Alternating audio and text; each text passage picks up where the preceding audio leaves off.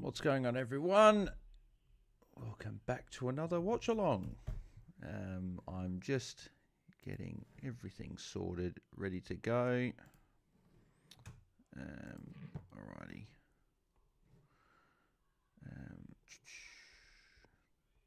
Just got to do trades on Bolter as well really quick. I've got to make sure I get all that sorted. But I'll just see if there's any issues for tonight. I think about Rivers v Ed Richards, says Jared. I'd probably go Richards, to be fair. Richards been pretty good. So if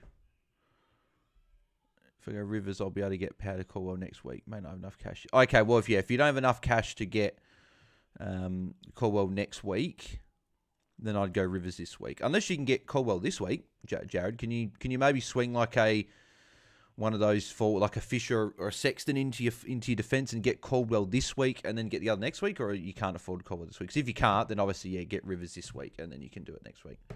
But guys, give me 2 seconds. I'm just going to quickly do my trades in Bolter. See, I think I'm going to trade out Bont. I'm going to go Bont to Dunkley because Dunkley's playing tonight. Oh, do I want to do that?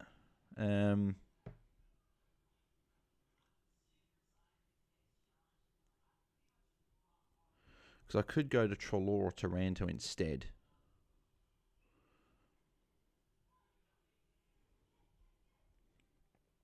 So actually, I have to. Oh crap! I have to upgrade Tom Powell. Actually, let's just refresh that. I've got 4 minutes to try and get these done. Okay,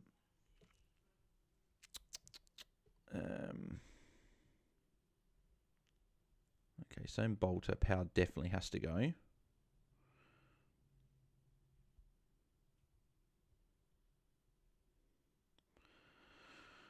And I might go Charlie Curnow. It's a bit of a 1 week play because it's a bit what Bolter is. Go Charlie Curnow against Richmond for that 1 week play.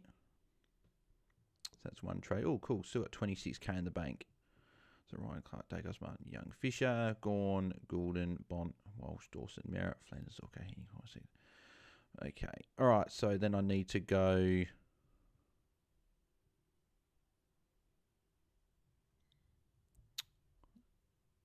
Actually, is there a way to...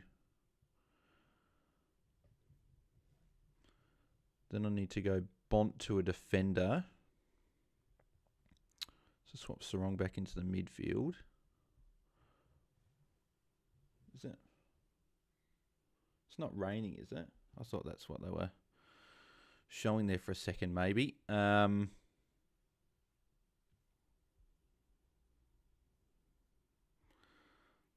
Then I'll go Bont to a defender. So I'll just go grab. Yeah, should I go grab Shees or Crisp? That's the question. I'll go Crispy. A little bit cheaper and been getting it done. And then that leaves me with one trade left. I'm going to swap Crisp into defence, put Fisher back into the forward line. Oh, and then I've got Jordan Clark anyway. So I'll be trading Jordan Clark out and he'll probably go to Sheasel, actually, to be fair.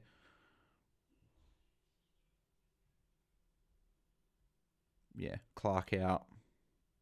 Sheasel in.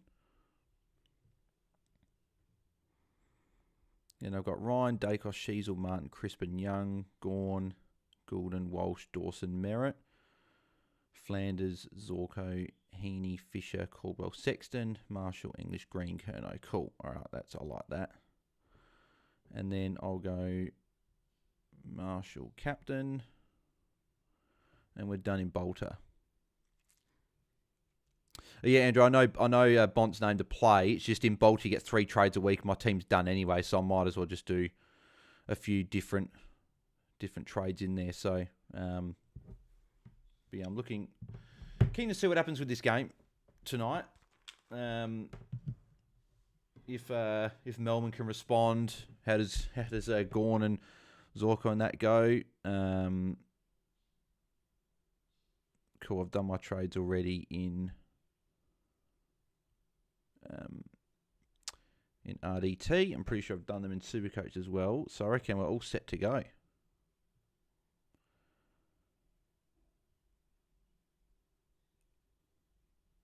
cool.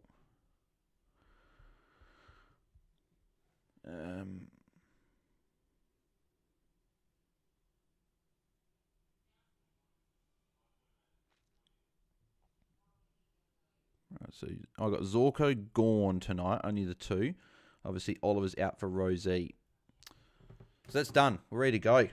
Let's go. Let's get the game underway. But yeah, let me know in the chat, guys, who you guys have got in this game. Let me know who you guys have got in your teams. Let me know what your trades have done. If you've got any questions regarding trades and stuff, I'm more than happy to answer those throughout the 3-hour watch-along. So there you go. Oliver's starting at half forward.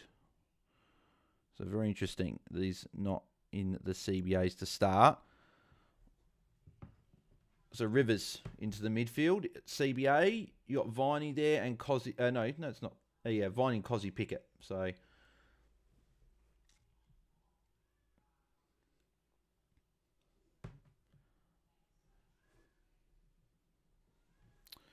alrighty, so let's have a look at some of this chat then.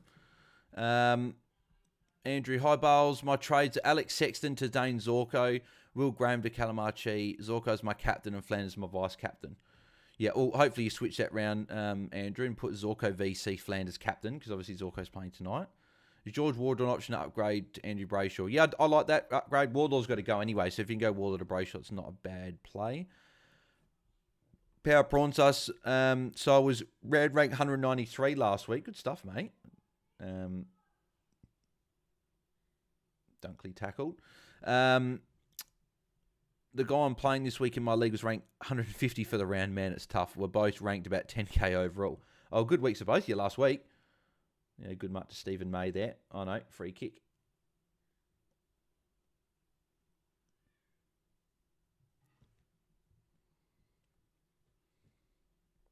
And Danaher. Oh, no, couldn't. Is that front on contact? No, he got the ball. Power Prawns, I wouldn't go Zorko as VC. Yeah, I didn't go Zorko VC. I went him in Bolter. I could have gone Gorn, but it's Bolters. It locks out tomorrow morning anyway. So it really, it's just sort of, you just go someone from the game tonight. And I thought, well, Zorko's got a good history at the Gabba. It was him or Gorn. And I thought I'd go Zorko. That's a free kick against Petty to Leicester.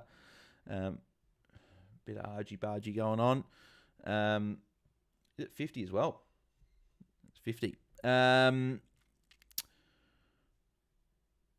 afford Caldwell, says Jared Hitting. Yeah, okay, Jared, yeah. So, yeah, in that case, yeah, I would have gone Rivers tonight. And then, as I said, and then, yeah, you go get Caldwell next week. Bloody Salem, forced trade leaves with one rookie still on field, says Angus. Yeah, I know it's unfortunate. That's why, and that's why, obviously, it is hard when you get forced trades and stuff, because when you think you're going to upgrade that final rookie and then you get a forced trade, it's very frustrating. So I do understand your pain there, Angus. So hopefully you can get your last rookie off field next week. Training Bont equals regret, says Power Prawn Star. I was 3 trades in Bolter, and there's no one really I'd trade over Bont in Bolter anyway, because I've got all the better players that I need. So Bolter's obviously it's a bit different because you get the extra trade each week. And Rayner kicks first goal of the game. Got a $10 multi on Brynner Wynn, Rivers for 25 plus, Wilmot 25 plus, Charlie for 3, 26 to 1, easy money. So hopefully you can get it, mate. That'd be good. If Clay goes big, I'm going to giggle. It wouldn't shock me because of how bad he played last week. I'm sure he probably got revved up behind closed doors, but I still think it's fine to trade. Going him to Rosie is still a good trade, I think, in my eyes.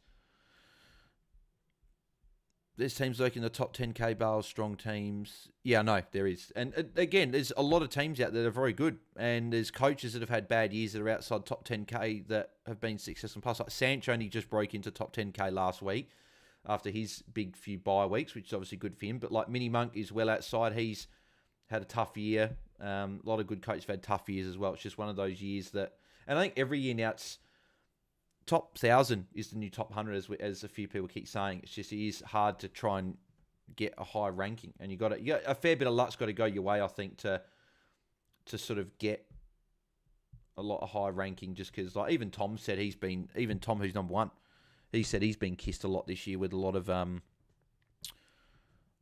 things that have gone his way. So, but again, don't get me wrong, there is still a lot of skill in the game that definitely can help you from being top 10k to top 1,000 or whatever. But you do need a little bit of luck. Like, I've been lucky this year. Like, I've had, like, especially for example, the 1 week, I was looking between Tom Green and Caleb Sarong. I went Caleb Sarong. He went 141. Tom Green went 7. That's a 134 point turnaround. So it just shows that how sort of close these calls can be. Like, that's a 50-50 call. Like, they were very similarly priced. I went Sarong for the buy. That was essentially the thing that saved me, was the buy, looking at buys. And then there's been other decisions as well. Like, I've started with some better players that people, like Gawn. People didn't start with Gawn. Like, there's like a heap of decisions that 50-50 calls that, like, for example, there's other ones where it's cost me. Like, there's 50-50 calls with VCs and captains that I've made. Last month or so, I've been a lot better with doing my own captains and stuff. And making sure I pick the better captains and stuff instead of just sort of going off other people's rankings, doing my own sort of little research. And it's worked better the last few weeks, me doing that. And the week it didn't work out for me was the week where I didn't go Flanders, but I should have gone, but then I got saved by Gawn. But I had Flanders as my number one option that week, so I really should have gone Flanders. So, yeah, it just shows that it's close this year. Jack, hey legend, just here. What were your trades in your VCC? So trades this week, I went Tom Power to Will Power. Bit of a smoky one there, Will Power. Just a 2-week play. He's got Collingwood this week, then North. I'm thinking potentially changing it to Simpkin with Wardlaw out. There's a chance that Simpkin could go better. Gives me a little bit more cash. Might be able to do a bit more of that with that next week. And then my other trade is going Oliver. Well, went Oliver tonight to Rosie. So then my trades are captains, vice captains. I'm going VC on Goulden tomorrow. I resisted the temptation of tonight of Zorko and Gawn, even though I think either or could go quite big. So that's obviously one thing I'll be watching out for to see. Rivers ego. Rivers already up to 8 points already. Zorko handball. And then my captain, I'm going Ryan Marshall. I think he could go quite well against Port Adelaide. So I'll be going Marshall as my captain if Goulden doesn't get it done. But obviously Goulden's been very good. Zorko was free and Berry completely ignored him. So yeah, just be interesting to see. Hopefully tonight, though, we don't have as much drama as what we had last week. Obviously, the Friday night one, we ended the stream tiny bit too early. Obviously, accidentally pressing a button, and obviously Oliver was crap. So hopefully we go okay. But yeah, it'll be interesting to see what happens.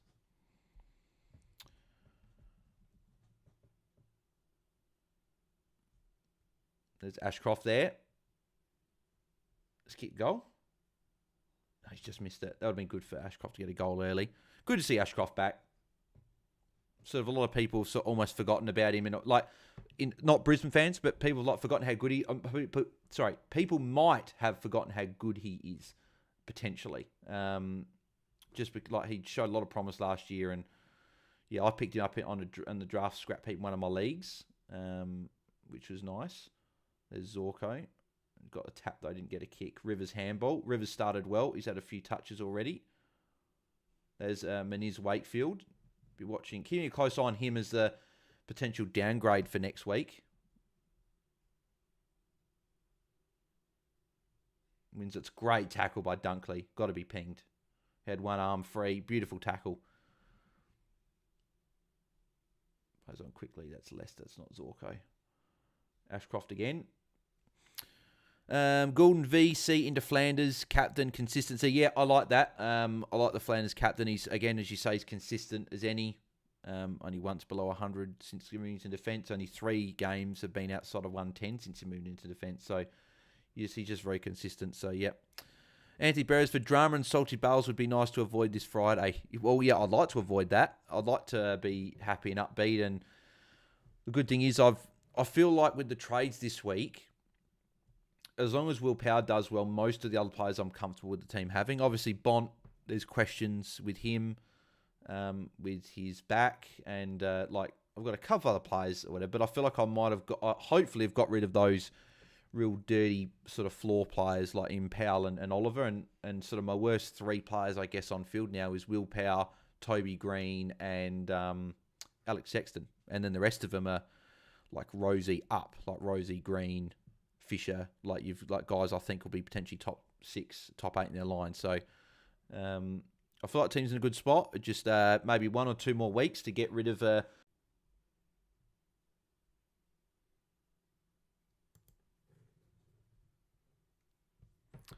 right, I think we're back. I'm pretty sure we're back. Someone let me know in the comments. I'm pretty sure we're back. I can sort of see the stream still going and everything. We're back. Yeah.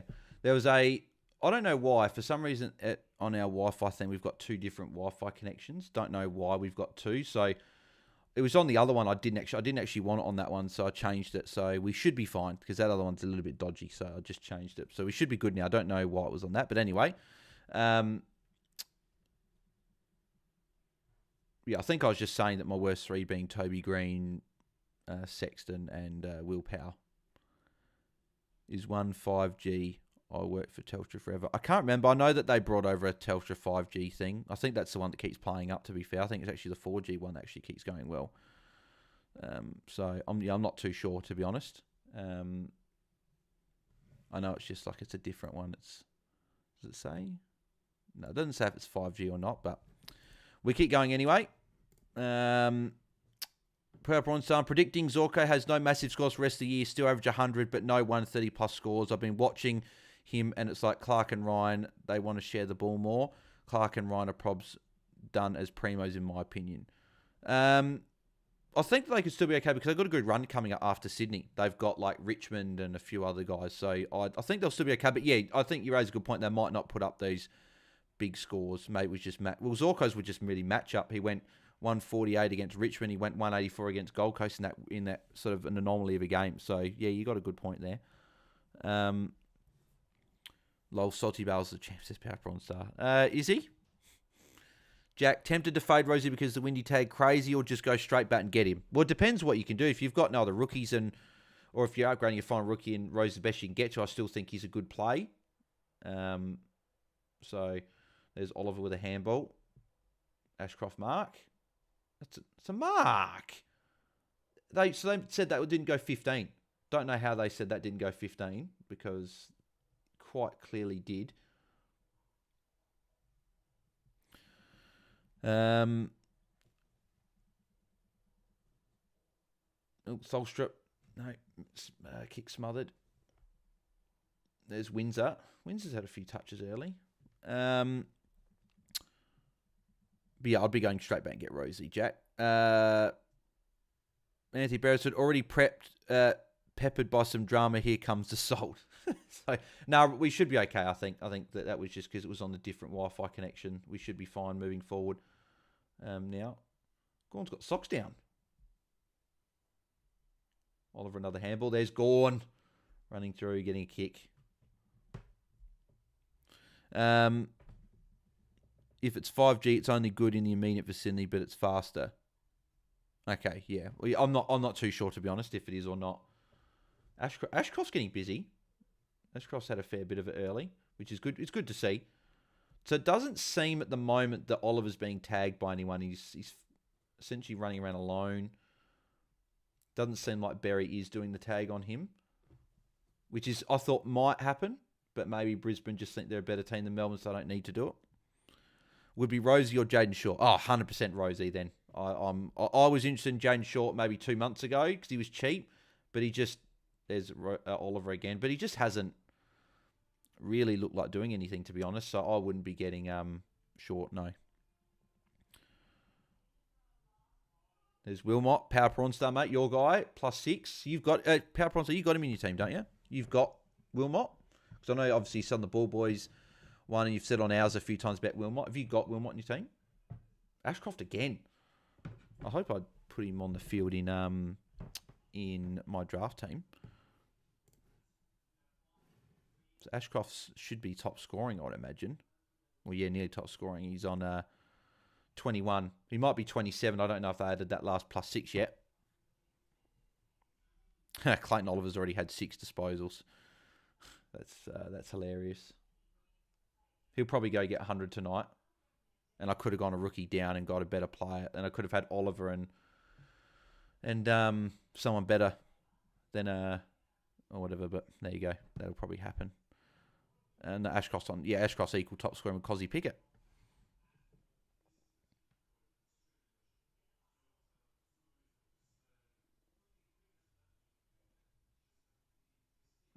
Oliver another handball. The only thing is though, even if Oliver does put up a good score tonight, if he looks anywhere near what he has in the past tonight, like if he looks decent, teams are going to start tagging him from here on in because there's no Petrarca. So even though if he does look good, I think it's still the right play to trade. Anyone else on 730k, Powell or Stewart? None as good as Rosie long-term. Hey, no. Rosie's the best play long-term if you can afford him.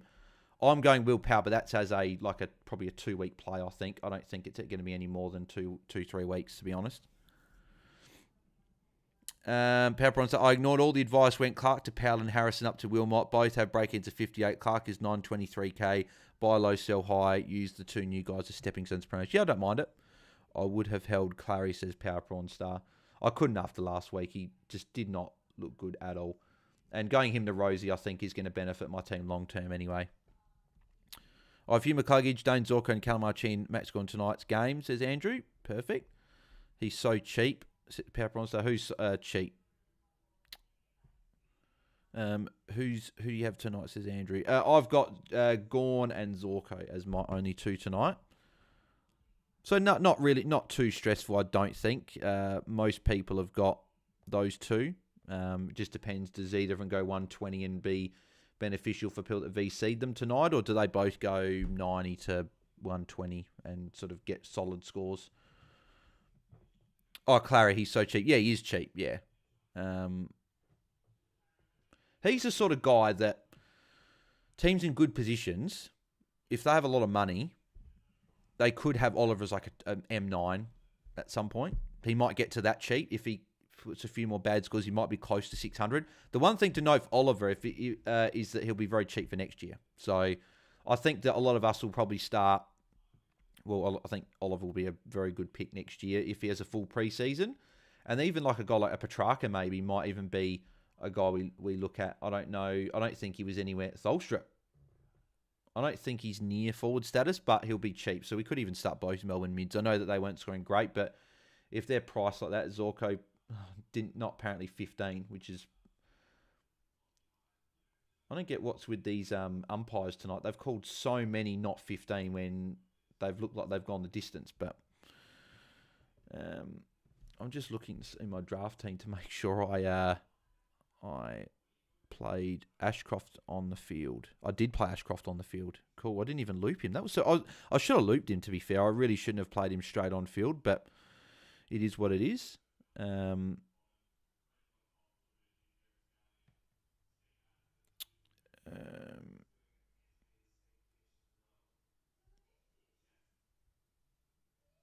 Actually, I should loop Jordan Clark and Max Michelani in draft this week. See what Jordan Clark does with the tag. I'll loop him, and if he goes well,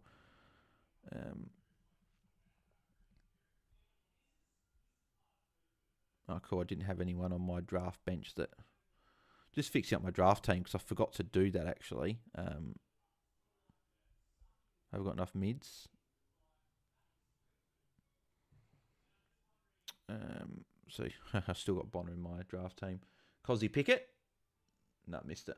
Probably should have centered that one, I think, instead. Cool. Gresham's back in draft. Have I got any forwards? Oh, Lipinski's in my forward lines. My mids, so I'll just put him into my forward line. Lockie Neal. He's got Zorko there. Had Zorko there for ages, and he didn't go to him.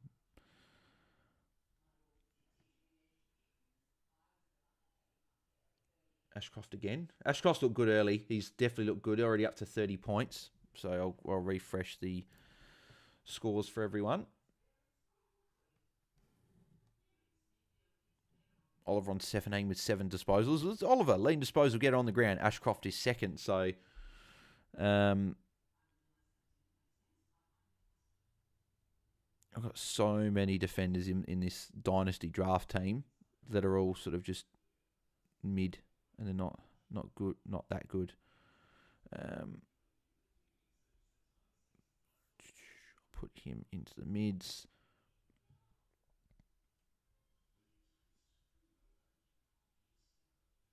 I had Zorko captain in draft. I forgot to put him as VC.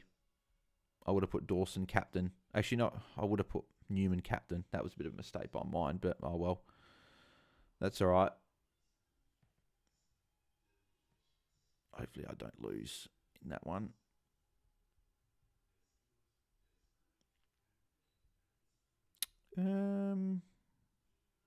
Crap.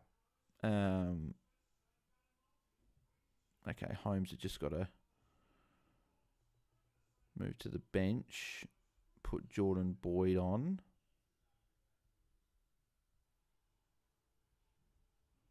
And then put Holmes on for Setterfield.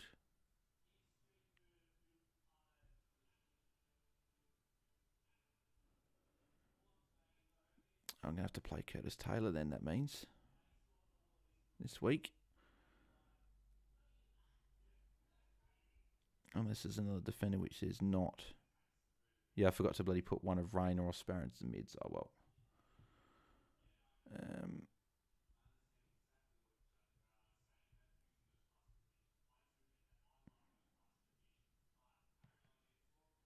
Zorko +6, good. So just fixed up my draft teams. Apologies for that.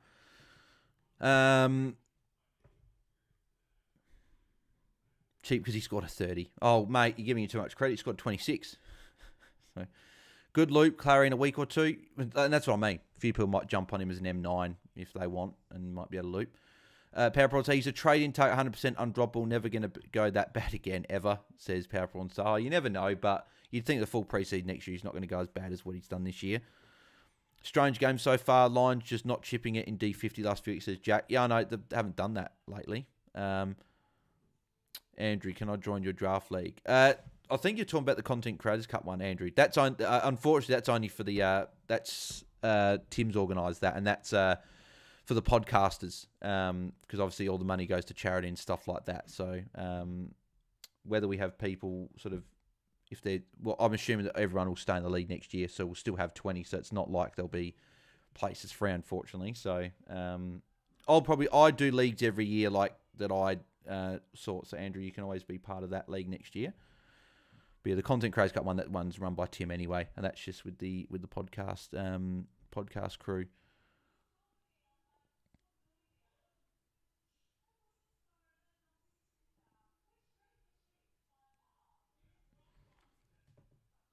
Great kick by Neil. Great kick by Neil. That was a fantastic kick.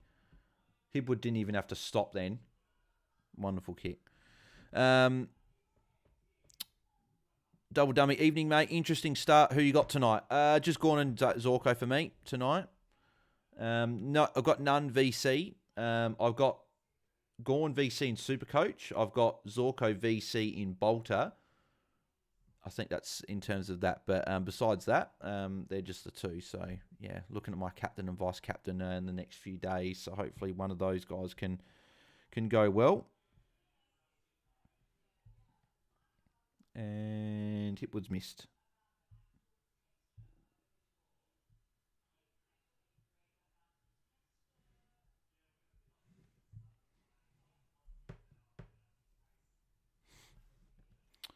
I just need Powell and Wilmot to go 85 plus each, and whoever scores lowest, I trade to Whitfield next week. Yeah, exactly. And that's and Gorn, beautiful mark by Maxi. Then that's the thing. I can easily go Powell out next week. It's essentially a 1 week play to see how he goes, and if it doesn't work, he can go. Oliver again. Okay, Oliver's actually having a good first quarter. He's actually looking a bit more like the Clayton Oliver of old, getting a few marks around the ground. So interesting. He's up to 23. So whenever they add that +6 on for him, Gawn up to 8. Is he up to 18 or 21? Did they add the kick? They might not have added the kick for him. Cosy Pickett's had a big start to the game. Yeah, Gawn's up to 21 and Oliver 23. But yeah, Ashcroft, big start. Cosy Pickett's also had a good start. I've got Cosy Pickett in draft, which is nice.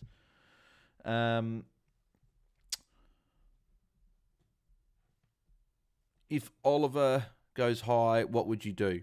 I need to probably see a month or so from Oliver before jumping. If I was to even contemplate jumping on board, because even if he has a good game tonight, it's one game. West Coast next week.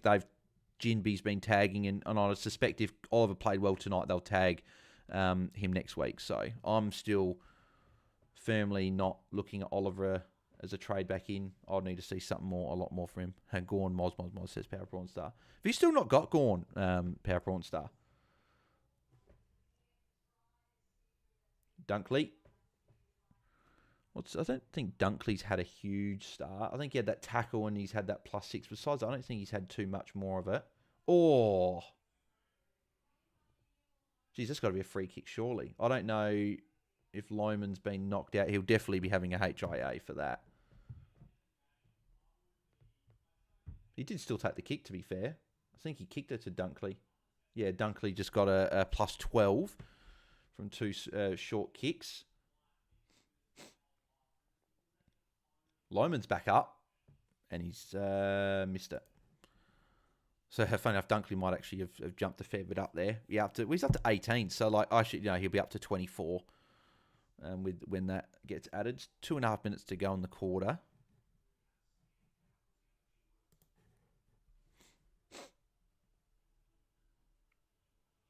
Good mark by Turner. Turner's actually looked okay for Melbourne in this this third forward role. Oliver, handball. Rivers handball. Back to Rivers. Rivers will get the kick here. Well, geez, he's run too far. Yeah, got pinged for, and he kicked the goal as well. Ran too far. I saw Matt Stevic putting the whistle to his mouth, and I thought, oh, he's going to call it too far here, and then he ran just too far. So, yeah, that's too far. He's run about 25 metres. Because it was more about, he ran from just past the centre circle and went to nearly 50. So it's a good 25 metres there. McInerney. Geez, I paid that a mark. I don't know if I would have paid that a mark there.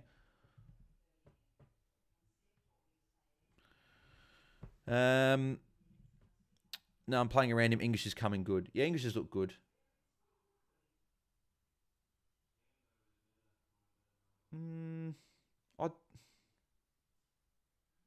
I'm not paying that a mark. He never had full control of it. It was always moving in his hands. That's a poor call by the umpire. That's not a mark. He never had full control. Unless it was a free kick, but I missed it anyway, so it didn't matter. But yeah, for me, that's not a mark. Oliver's on track for 90. I could have held and gone Fraser to Moore, but going Oliver to Caldwell's still an upgrade. Yeah, it is. Even if Oliver goes well tonight, he's still at a break in at 130. And he's going to, if he looks good tonight, they're just going to tag him moving forward. Brisbane probably just didn't tag him tonight because they thought of how bad he's been. But then again, you could look at it and go, oh, there you go, Zorko get a tackle because Wilmot marked it. But even if he does, you look at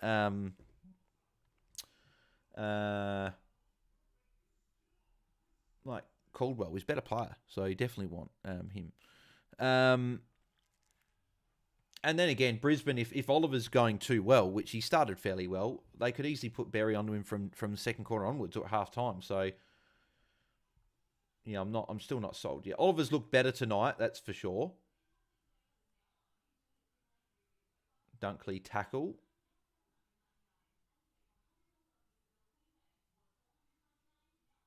Cameron intercept.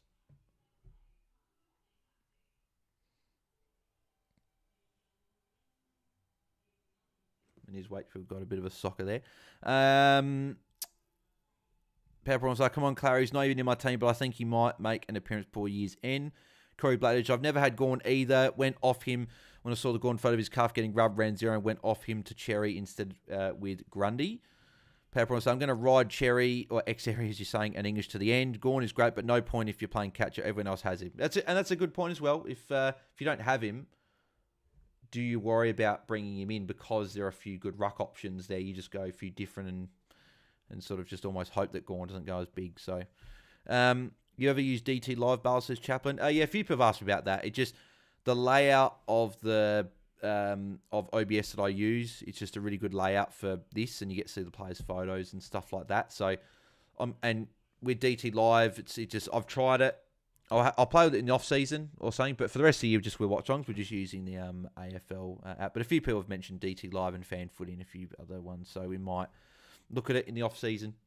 But yeah, so let's have a look at the scores from the opening quarter.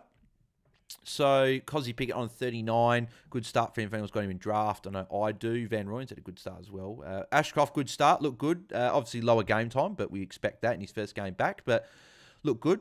6 touches, 2 marks, 2 tackles, 30 points. He'll be at fantasy superstar in years to come. Dunkley, 28, had a good sort of end to the quarter. Zorko also had a good end to the quarter and is up to 27.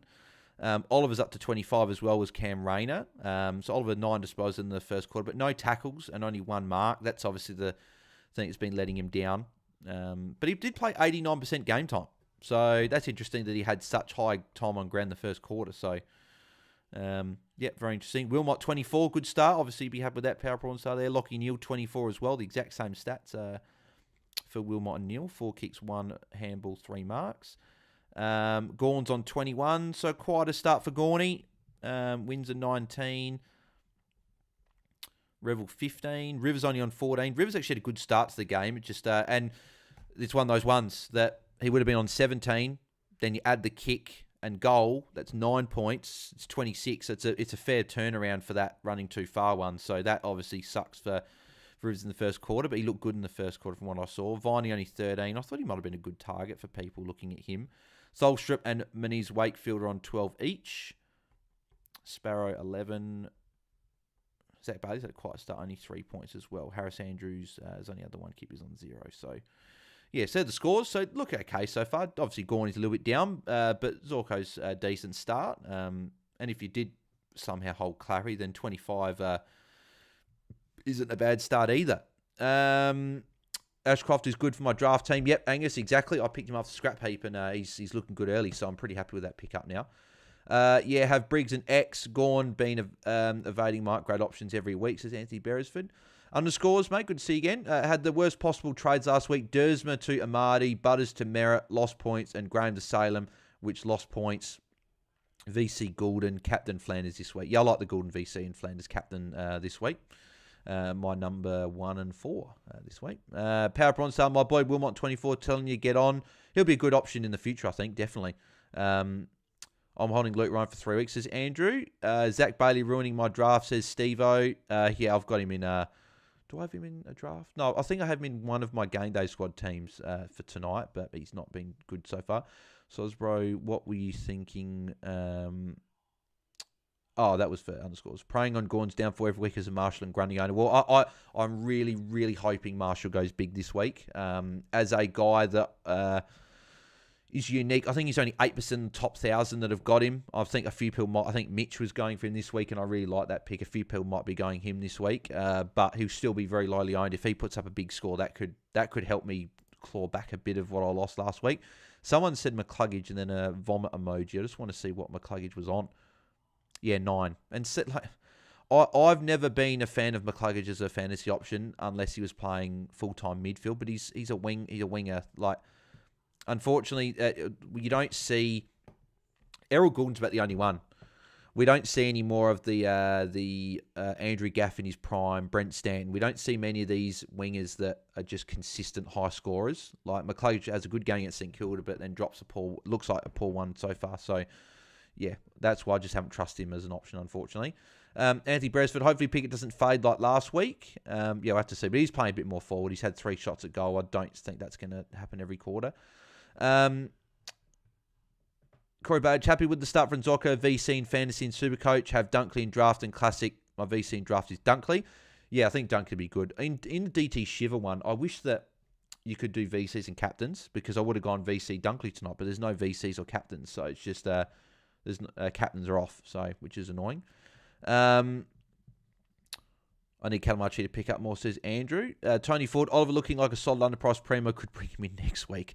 And Tony, no, don't do it. Don't do it. Now, I can understand why people would probably think that. I would want to see a 3-week block, 4-week block of him performing well before I really considered bringing him back in again. The Scottish handbag, says Power Prawn Star. Corey Bays, last week Bales had great trades in. Should have went Evans over Brown last week, but went Powder, Zorko, Sharp to Merritt, and Campbell to Brown. I don't mind those trades. Obviously, if you got Evans, then it would have been good. But yeah, also shout out Corey as well, mate. Thank you for sending through a question on Q. Hopefully, you got what you needed from it, but appreciate you putting that towards it. Supporting the channel, mate. Very much appreciated. And thanks to anyone else that sent through questions on Q this week. If anyone did have a question and wanted to support the channel as well, then feel free to hit me up on Q with your questions. Monks, make sure you get Monks if you want. I've said it before, you guys have probably heard on the pod, but obviously it gives you an in-depth answer, audio response, goes to email, and helps support the channel as well, but gives you a more in-depth response to what I could give you on sort of the comments or anything. So good, we're up to 31 people watching, good, which is good. So I know we don't normally have a lot of people on the Friday nights. We have a lot more people on the Saturday nights. Thank you, Anthony Beresford, mate.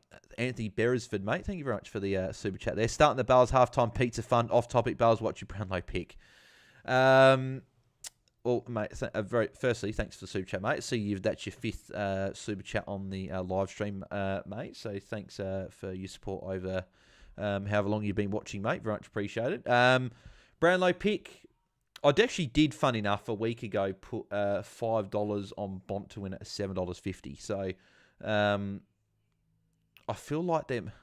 Is there like going to be potential bias with umpires thinking Bont should have won it last year? So almost not trying to fix the Brownlow, but you know what I mean. Like maybe if he was one of the top couple of players on the ground, do they give him 3 votes instead of 2? Maybe I don't know, but Bont's definitely going to be top 5, I think, and that's why I think Bont at the moment. But Heaney's probably got to be up there.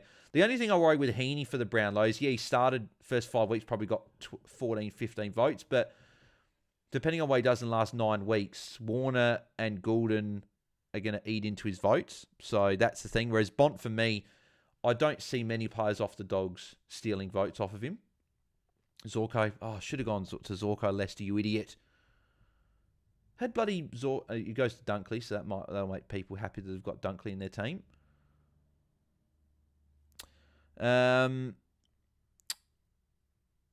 Who is the best fantasy player of all time, says Steve-O? That's a great question. It's probably got to be one of the Pigs, doesn't it? I still, in terms of greatest fantasy player of all time, I still think I've got to side with Dane Swan. He was the original Pig. He did it over a number of years. Rocky's up there. Obviously, I know that, Powerpoint's putting Rockcliffe in there. Rockcliffe would be top few. Tom Mitchell's up there as well. What he's done is obviously still there. I think Ablett's got to be there. There are so many. Like Nick Rewalt was a fantasy favourite up in the forward line. Joel Bowden for those OG people at the start. Dean Cox, it's a good shout. Double dummy as well. There are Max Gawn is going to be in that conversation, probably the best fantasy ruckman for what he's done. There are a few players in the mix. But yeah, let me know everyone that's watching now, put in the chat some of your favourites. Like, it might not be the best, but put some of your favourite players of fantasy of all time. One that comes to mind for me, one of my favourites of all time was Brent Stanton. People that know me quite well know that he was one of my favourites. So Brent Stanton for me was one of my all-time favourites. I still remember owning him on plenty of Anzac days and him going very well. For me, he is a one that's there. Clary's coming in, says Power Prawn Star. I don't think he will be, unfortunately. Did I miss any chat there? No, so we're down here. So Bont better win the Brownlow. It's just fair and right, says Power Prawn. So I hope that he wins a Brownlow. He's a player that deserves to win a Brownlow for his what he's done, and he should have won it twice, but didn't win it either. Wines and Neil stole it off of him. Merritt, a good shout there, Angus. Yep, definitely. He's been essentially a perennial 110 averaging player for all of his career, so he's definitely one. Pendles is another.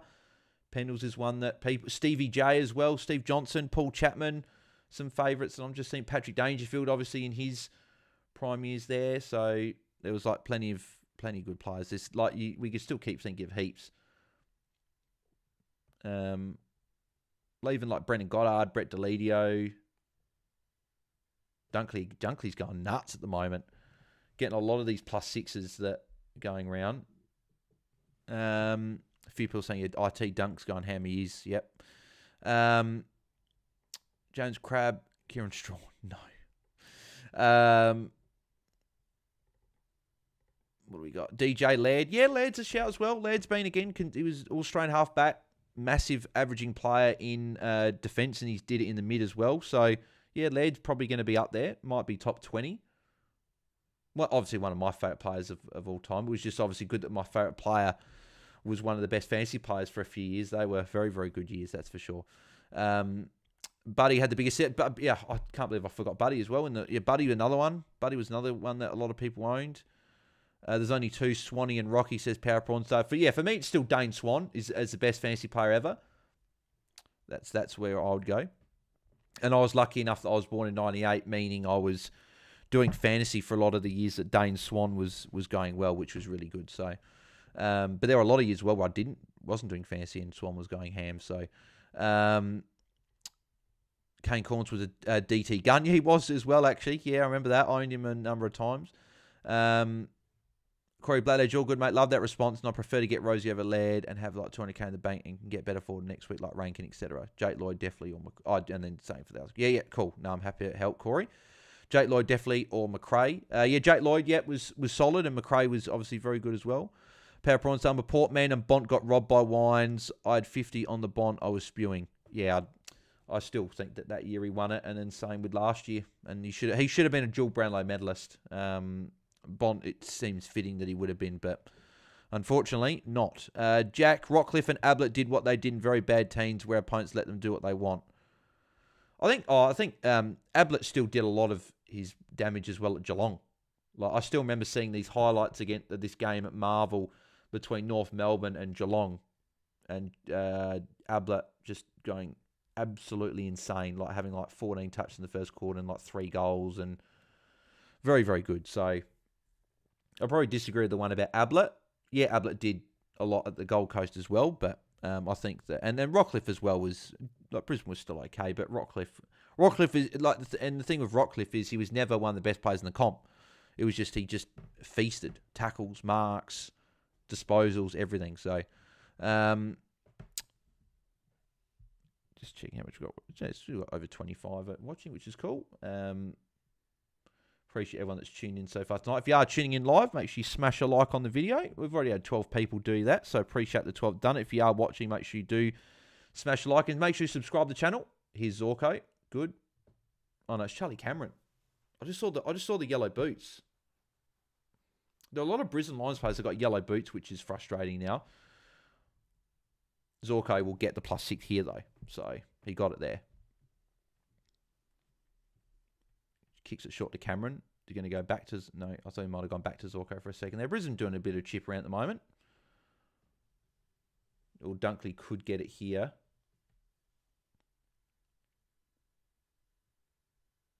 No, Starsfitch going longer. There's Dunkley, handball. Dunkley obviously going very, very well. I haven't seen Ashcroft much this quarter. I don't think he's touched it this quarter. No. Duncan on 46, having a very good game so far. Zorko going okay. Gorn's still quiet, so people that don't have Gorn be happy. No, it's good chat. Actually, shout out to Steve-O as well. It's a good question. I like that one. I like when we get good questions and it creates chat in the live chat, and then we can chat about it on stream. Now, will Zorko get a tackle for that one, or was that more of a bump?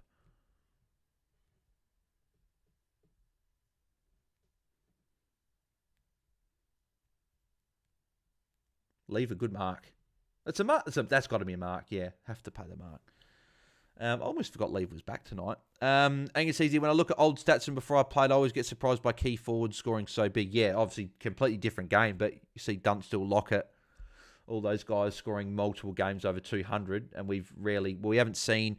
That's a good question. Does anyone know when the last score of 200 plus was? Because the last time I remember someone scoring 200, funny enough, there would have been someone previously, but last one I remember was Nick Riewoldt in the final round of a season when he got exactly 200, but I can't recall.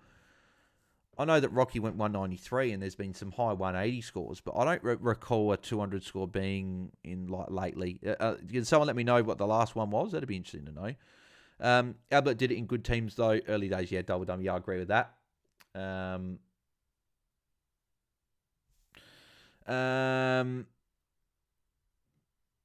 That one period from 2016-2018 of Cade Simpson, Sam Doherty, that was insane. Yeah, no, good shout again. That was a good one. Yeah, very, very good.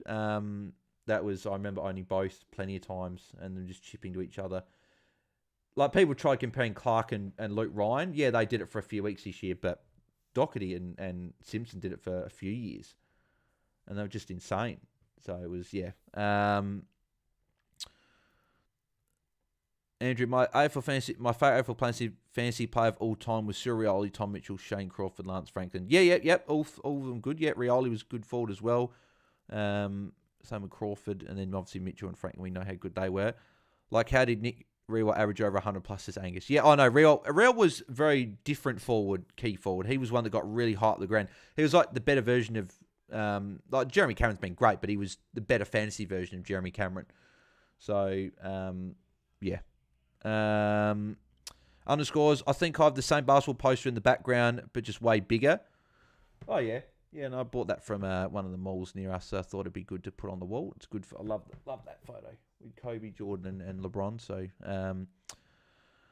Power Prawn, so my favourite fantasy player was Prime Buddy. DJ, Dane Swan averaged 134 in 2012. That is a massive year. Yeah, exactly. When we think Laird had an insane year of over 120 and Tukin still over 120 as well, and you look back at Dane Swan 134. Like, it's crazy. I'm pretty sure that would have been one of my first few years of fantasy. I think I started somewhere around 2010 to 2012. I can't remember the year. All I remember was a year I did it. I remember like Gaff and Luke Shuey that were like rookies and stuff. So it might have even been before, to be honest. Is it Evans this week or Sharmaker? Depends what you're looking for, Corey. If you want a guy to play on field this week, it's Evans. But if you're wanting the guy that's probably got the better cash gen long term, I think that it would be Sharmaker. I think Sharmaker will be in the team longer. Oliver, the tackle, didn't stick. Good mark for Danaher there. Power Prawn Star. Ari Evans only averages 55 in the Sandful. Yeah. Tim Hall, Buddy 2012's last 200. I think there was one. Buddy 2012. Riewoldt last one 2016. So Nick Riewoldt was the last one in 2016. Yeah, I thought that might have been the case, and he got exactly 200. I remember because I owned him for that one as well. That was crazy, and he wasn't highly owned. He wasn't that highly owned in that game either. I've never seen a 200. Zorks this year, and Mitchell is the biggest I can remember. Rocky went 250 in the Sandful. Lol. Yeah, no, that was ridiculous. Anthony Beresford, I thought it was Franklin 13 goals. No, I know the fact that Riewoldt got a 200, exactly 200 in a game, and that was the last one I remember. So I don't think there's been one since. I think the one that's been closest was a Rocky 193. I think that's the closest anyone's got to 200 since then. I guess that was why we were all riding Zorko earlier in the year when he was on 184, hoping he could get the extra 16 points to get the 200, because it's been a long time since we got one. But yeah, only two ever. Oh, yeah, in the Dream Team phase, but there's been plenty of 200 scores in the 80s and the 90s with those key forwards. Real 2016 and Buddy 2012. Only Buddy and Roo. That's why I said Buddy had the best ceiling. 13 says Double Dummy. Calum Fife. Who are your top three favourite players that don't play for your team? Currently playing, my three favourite players that aren't playing for the Crows would be Goulden, Bont, and who would it be? Goulden and Bont are definitely two. I love Goulden and Bont. I'm just quickly having to think through the teams.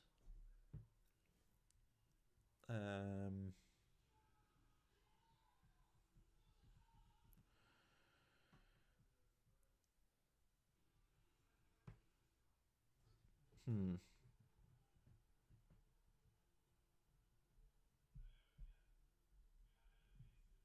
would it be? That's good. Very good question. The top two, I think, are set.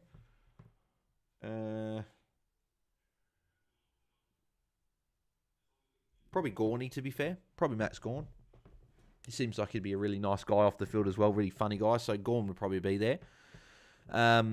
Also, I've got a very soft spot for Sarong as well. I remember owning Sarongi for that game against Geelong in the wet in his first year.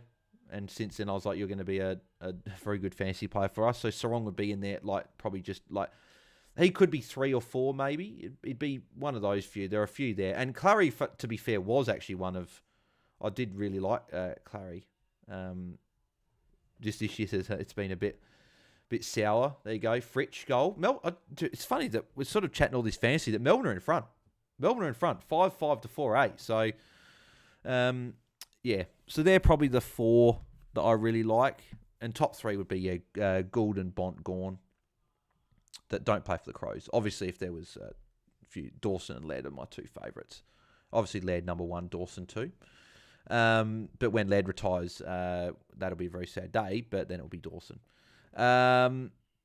Bol is getting Jacob Blight in a solid rookie this week. I would have gone that Maniz Wakefield tonight, personally. I don't think he's had a good game, though, so almost good you probably haven't. 200k rooks that been named. Yeah, probably Blight's probably the one that will probably play for a bit more of the year. If you've got the 30k, Ari and Evans are the 2 best ones, but if you don't, then he's probably the next bet, unless someone else can suggest another player that I haven't named there. Players spend too much time on the bench at the Gabba, says Dalton. Yeah, it's a good shout. Very good shout, Dalton. That's something that happens a lot at the Gabba. Just, I don't know why, it's just how the games go, but yeah, players do spend long stints on the bench. I have noticed that. Errol Goulden scored me 254, ran 14 as my captain. Beautiful work there, Andrew. Just to be at my utility, I want. I'm not sure what that was for Corey. That might have been for something from before. Power Pro said that Sandfield game was in the wet and the Pig got 54 touches. Meanwhile, Ken played Sam Hayes and Ben Brown, kicked 13. Good work, Ken. Yeah, exactly. Double dummy, Tom Mitchell in 2018 got 195. Okay, yeah, 195. Yep. I thought there might have been a Tom Mitchell 180 odd score that was around that mark. But yeah, 195, 193 are the 2 closest against Giants in 2018. Power Prawn Star, Bobby Hill was awesome. Goulden, Bont, and Jeremy Cameron would be my 3. Fritsch and Andrews getting it. God, I tell you what, Fritsch is that player that you just want to. Oh man, he's just a little pest. Now, I don't know what he's trying to do with Harris Andrews, but he's that guy. If you're playing footy, you'd want to do what Butters has been doing to players, little like a cheap shot behind the ball, because it's just he's just a bit of a pest on the field.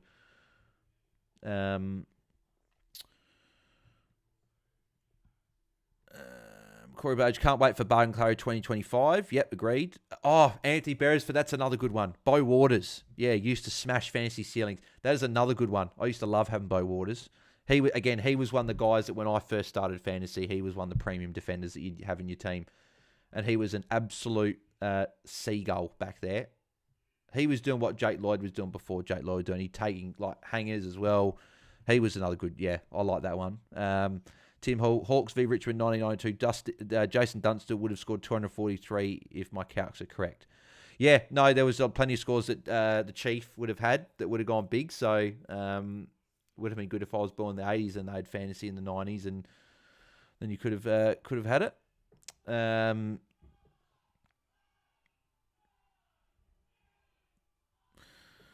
Skane's had a bit of a lull period at the moment, sort of not too much going on in terms of fantasy. And meanwhile, I'm getting hungry. There's McCluggage. Here's Wakefield. Too many fumbles. Could be in the back there. Got the handball, and it was in the back, yep. Anti-Brett, oh no, I said it before. I said that one from Tim. Power Prawn Star. In reality, I just need Wilmot to outscore Rivers. He was my other trade choice. Yeah, well, if that works out for you, then that's obviously what you want. Oh, that was for Ari or Evans, so just to be at my utility. Yeah, so I still side just with Ari. The Dunkley caught holding the ball by Woden. I'd go Ari for the longer term job security because Evans, to be fair, with Port trying to still stay in the 8, you'd think if Evans had a poor game, he could be dropped. So I'd go Ari because I think he will be in the team for the remainder of the year or most of the year.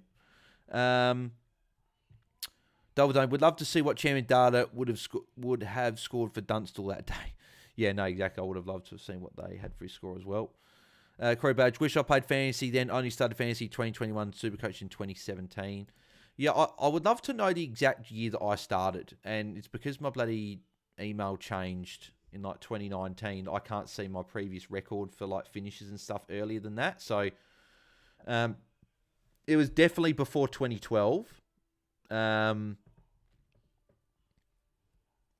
It might have been. I think it was 2010.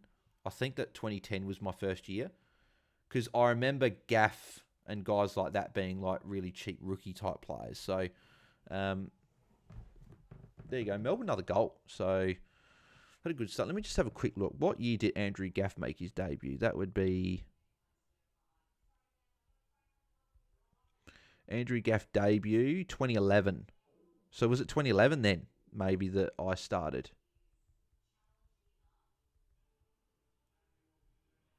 Because I remember Shuey was a rookie around that time as well, and he was 2010. I remember Jack Stephen was another one that was a rookie around the time I started. He got drafted in 2009, so it might have been 2010 is what I'm thinking, but I didn't take it anywhere near as seriously at all. That was just like my uncle sort of just showing me what fantasy was. Yeah, I'm pretty sure that was around the time that I started. So, it was 2010 or 2011 or something like that when I started. So, I know it was a couple of years before Buddy had his 13-goal game. So, and there's Rivers, handball. There's Clary, handball.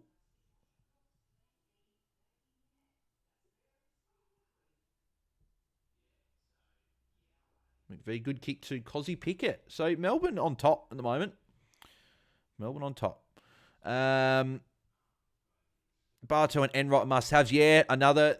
Enright was one of my favourites to own in defence. And Bartow, another one. Yep.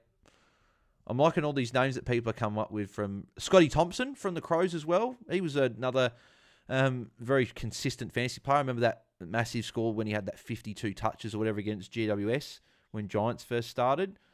Scotty Thompson was obviously very good to own there. The Cosby goal. Yep. So, yeah, they're up to a 15-point lead, Melbourne. Very surprising. D's on fire, says double dome. Yeah, great. Garrick Ibbotson, always a favourite of mine, never a high ceiling though. No, Garrick Ibbotson was another solid fantasy player as well.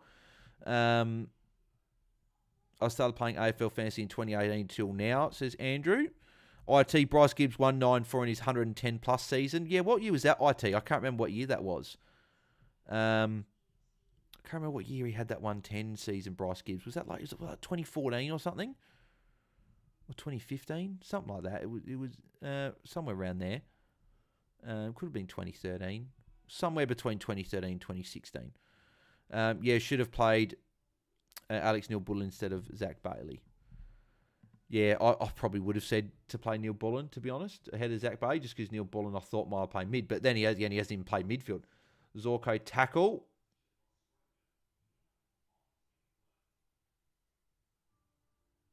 Good for Zorko.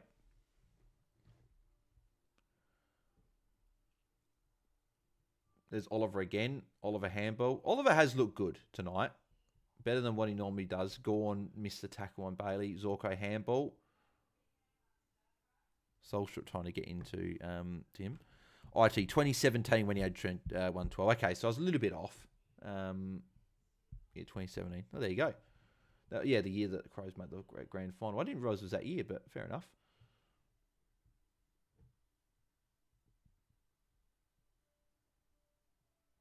Andrews, bang! That's like 30-metre punch. Massive fist.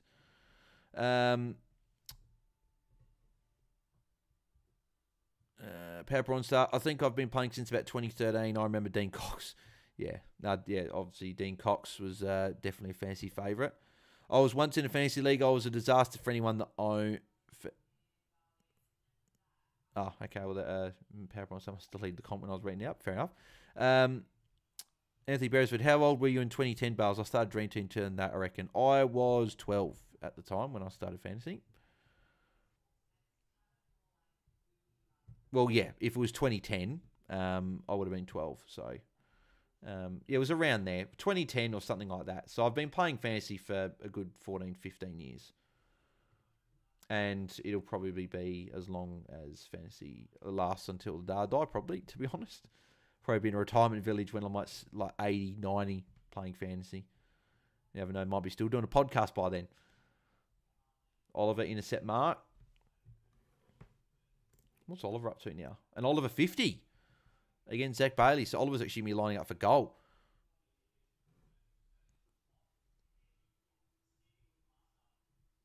So this will put Oliver near 50.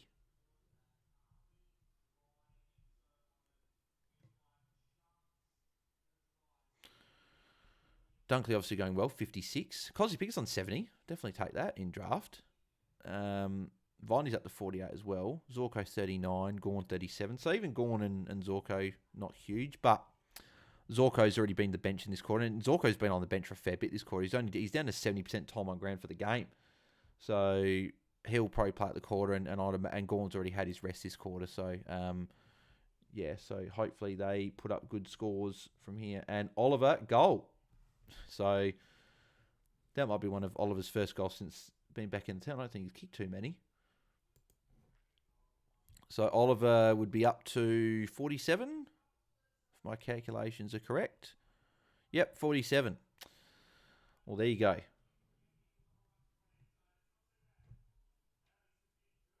And see, Oliver tonight has looked much closer to Oliver of previous years than what he did in the previous few weeks.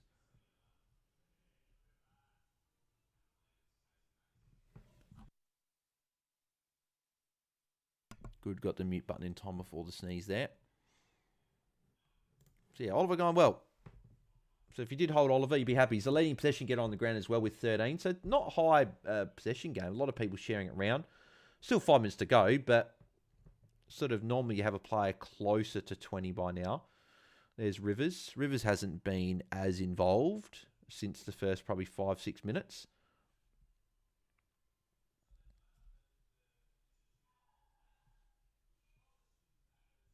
And tackle. Oliver might get a goal. Yeah, well, came 5 he did. Power Prawn. So I was a speedway rider in England, and they had a dream team. I had a good first meeting, then crashed and spent 2 months out, destroyed my owner's tee. Interesting story there, Power Prawn Star, mate. But he's speedway rider in England. There you go. So you British then, Power Prawn Star? Oh, you're Australian, but you're in England for that bit there. Double dummy, Barlow's first year still stands out for me. Yeah, 100%. Yeah, Barlow, another fantasy favourite. Corey Blade, 6 in a row for Melbourne. There you go. Very interesting. Yeah, it's up to 21 points now. Dane Swan scoring 0 in round 1 in his final game as my captain. There you go. You would have put him on when he wasn't playing. Unless he got injured. Can't remember. Power Prawn Star, I didn't put myself in my own fantasy team. Lol. Caleb 5, 47 points for Oliver. Already doubled what he had last week. Yeah, essentially. Yep. Angus, easy draft question for you. I've had someone offer me Viney for Yo. Have plenty of defenders already. Would you do it? I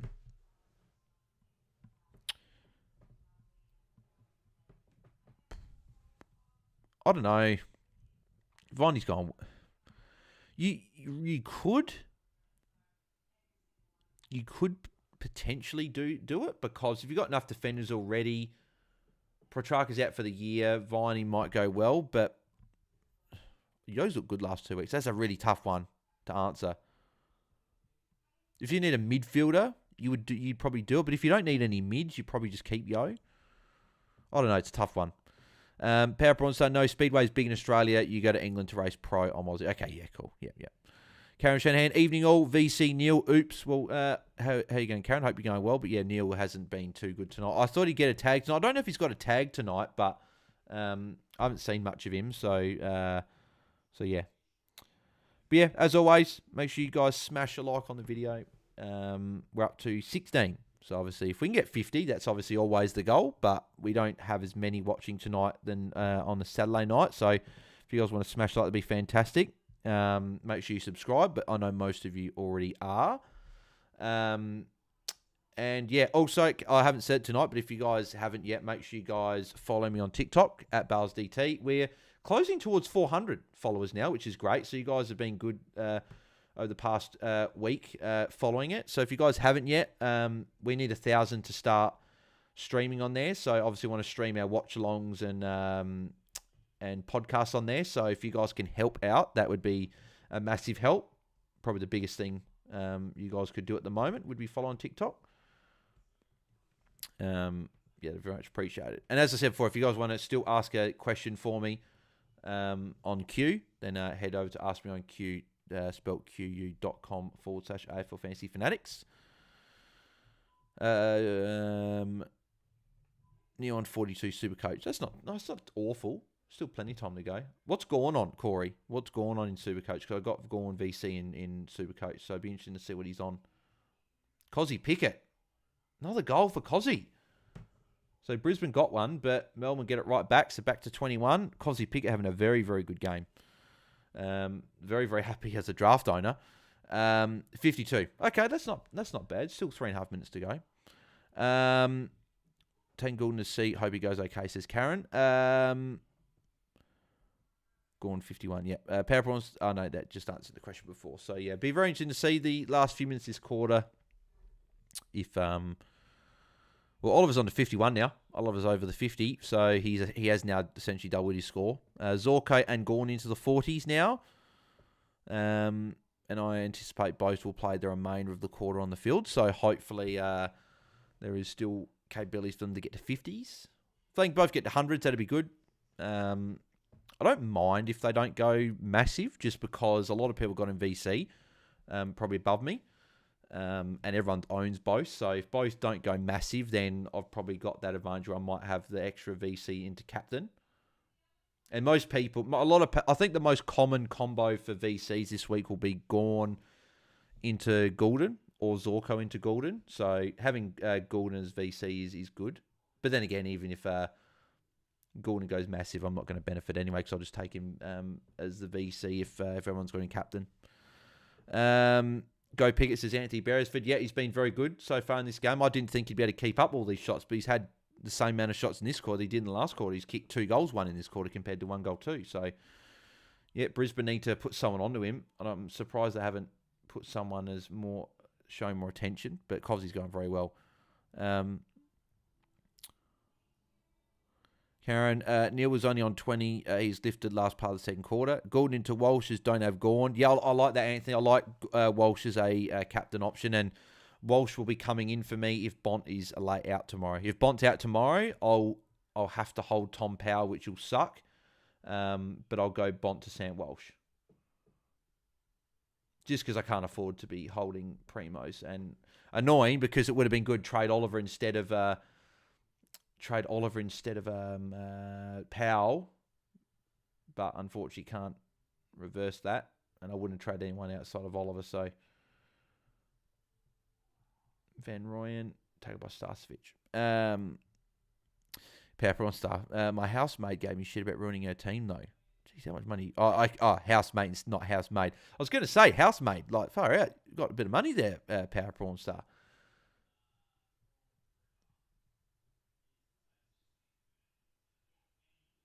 That's out in the full from McCluggage. Neil Bullen will be taking the shot.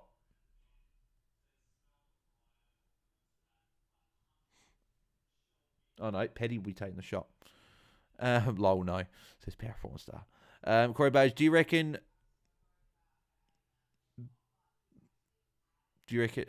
Bales Mitch from the Ball Boys has a chance for the car? Oh, 100%. 100%. He's right in it. Yeah, 100%. I'll be cheering him on. It'd be good if one of him or Tom Winner, obviously knowing that Tom tunes into the pod and obviously knowing Mitch personally. I've obviously met Mitch and Luke in person. They're great guys. They're exactly the same in person as what they're on the pod, which is fantastic. So, no, really good guys. I'd be interested to know if any of the other sort of top 10 to 20 coaches listen to Fantasy Fanatics pod. That'd be interesting. That's why maybe next year I might do I should have done this year, to be fair. I might do like an AFL Fantasy Fanatics Open League. Just to sort of, it'd be good to see how many of the top coaches listen to the pod, and be good to see sort of how people stack up in the league and where outside rank in the Fantasy Fanatics community. So I'll do that next year probably. Be good to put a prize on offer as well, maybe for it. Maybe give people incentive to do it. The only trouble with the prize, though, is the person that just comes up first overall will probably win it if they listen to the pod. So maybe it's just I don't know. We'll have to see. What is McCluggage doing? Another quiet game. Yeah, I know. It's just life of a wingman. Very up and down. So Zorko's going to get it here. Get the handball. And the kick. Good. Love that from Zorko. That's piggish behaviour. Love to see it. Handballs at the space, then runs and socks it off the ground. And he'll get the tackle as well, Zorko. Well done. Did Newborn get pinged? Oh, for a second I thought Zorko got hold of the ball. That was a very good sort of last 30 seconds for Zorko. A lot of, 9 points just in quick succession there. That's what we want to see. And that'll be is that holding the ball against Rayner? No, just out of bounds. What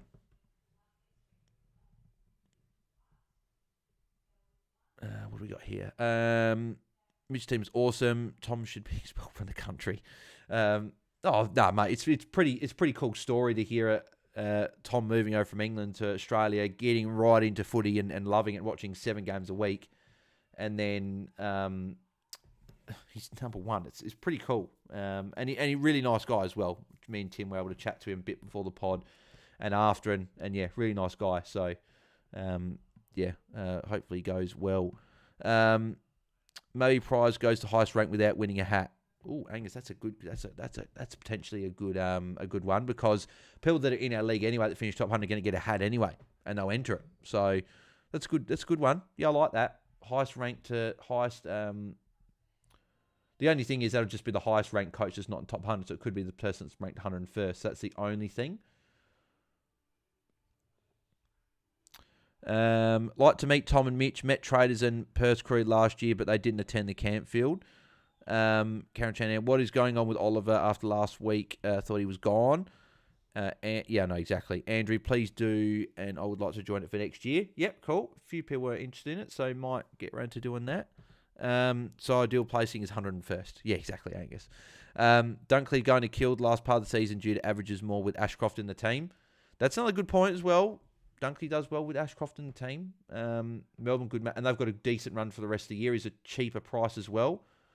So if he's the one I can get it. So like next week, ideally for me, I'd like to get in a Walsh or a Laird or a Dunkley or someone like that, if they're the ones I get to. I feel like I should be able to get to at least Laird. But obviously if I get rid of a Sexton instead of a Toby Green and a Will Power, then that might be something there. PowerPoint, so Wilmot, 0 touches this quarter. Okay, interesting. Okay, I got kicked out of England. I think it's only fair. He's been playing for 3 years. It's hard to swallow. Yeah, it's a good point. Angus Heasley, Dunkley did identical with Ashcroft in out last year. I was researching it pre-season. Anthony Barrow said, Bale's Super Chat League, I reckon, sounds good. You know, yeah, that could be something interesting. If people either send a question to Ron Q in the pre-season or do a Super Chat on like a podcast, then you can go into a league. Because that'll give incentive for people to support the channel, but also get into a league and whatever. But then there would have to be a prize for that one. So I don't know what the prize would be. You'd have to give. Oh, hold on.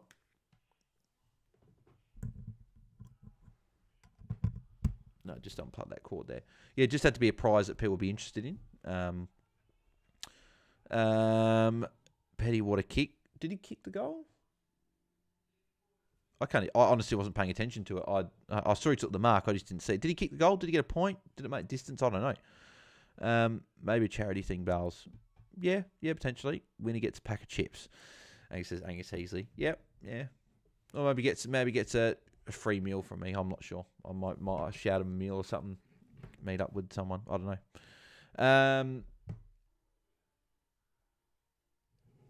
Yeah. All right. So let's go through. No, he missed, but was a huge barrel. Okay. Went Rivers this week and isn't looking like a great move so far, says James Crabb. Yeah, it's unfortunate because I would have brought him in if I had the 29k. But obviously I've got Will Power instead. So we're interesting. So let's have a look at these scores. Cozzy Pickett leading the way. Only 8 touches, but 4 marks, 4 tackles, 4 goals, 2 in the first half. Very good. 79. Dunkley's on 70 as well. Going nicely. Just getting a fair bit of the ball, but also 6 marks, 5 tackles. That's the Dunkley we know. Getting a lot of marks and tackles. So he would have been a good shout if you could have brought him in. Viney 55. Zorko to 54 as well. Solid. Good. Obviously into that quarter there. Oliver 51 as well with 15 disposals. Gawn's on 46, so that's okay. Rayner 37. Ashcroft quiet quarter there, 37 as well. Neil Bullen 36. Neil 34. No tackles for Neil there as well. Only the 10 disposals. McCluggage 32. Was a little bit busier later in that quarter, but still 32 is not what you want if you've got him. Revel 29. Wilmot 28. Yes, as you say, PowerPoint, I didn't touch it that quarter. Rivers 28 as well. 13 touches, but only 2 marks, no tackles, a couple of frees against. Well, only 71% game time as well. But like 13 disposals, the next closest that's over 10 disposals is McDonald at 34, but then you're going up to like Neil Bullen's on 36, and then Oliver's on 51, who's had similar disposals to Rivers. It's just a fair big difference. So what's that? So 15. So he's getting away 3 free kicks, so that's a fair big difference. And again, if that was a goal, you add those 3 free kicks on 37, 40. He'd be on 46 if that didn't give away the free kicks and that goal wasn't running too fast. So just a fair big difference there. Stolstrup and Maniz Wakefield are both on 20 as well. Zach Bailey on 8. That's terrible. Then I was about to say Fletcher 0, but he's a sub, so that's why he hasn't touched it. So yeah, all in all, not bad quarter. If you got Dunkley, be very happy. Did I get Dunkley in RDT, or did I not worry about him? Nah, I didn't worry about him, unfortunately. Yeah, Gordon, Bont, Walsh, Merritt, Dawson, Sarong, Steele, and Green. So I still got bloody Jack Steele in that team. I don't have Dunkley anywhere actually, which is disappointing. Don't have him in Supercoach. Don't have him in RDT. I think I've got him in Game Day Squad in my main team. Yeah, I do. Cool. At least I got Dunkley there. So I've got Dunkley, Zorko, and I didn't put Danaher in. What's Danaher on? 36. Not too bad. Hasn't actually come off the ground all game, Danaher. Yeah, cool. And I've got Gawn in that as well. So yeah, Gawn, Dunkley, and Zorko. It's not too bad. Good start in that anyway. Oh.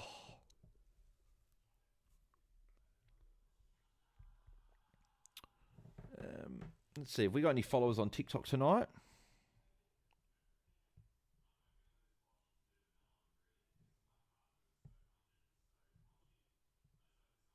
We have not. But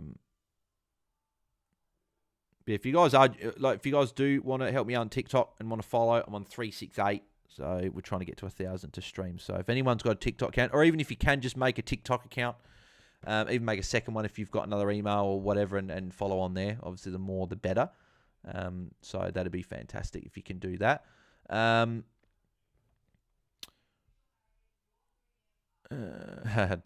of their choice for packet of chips, because yeah, I don't mind that. PowerPoint, I say we get a crappy little trophy. I'll compete for it. I'll compete for a scrappy little trophy. Gordon Zorko equals halftime ton, says DJ. Yeah, it does actually. Yeah, cool. Power Prawn Star, one of those plastic trophies that kids win. DJ Bales should get a shield and engrave winner each year. I don't know, potentially. If we get some ideas that we might look at that. Clary's Tunning says Power Prawn Star DJ, yes, that would be awesome. Not a shield like a trophy, so you can lord it over your mates. Yeah, cool.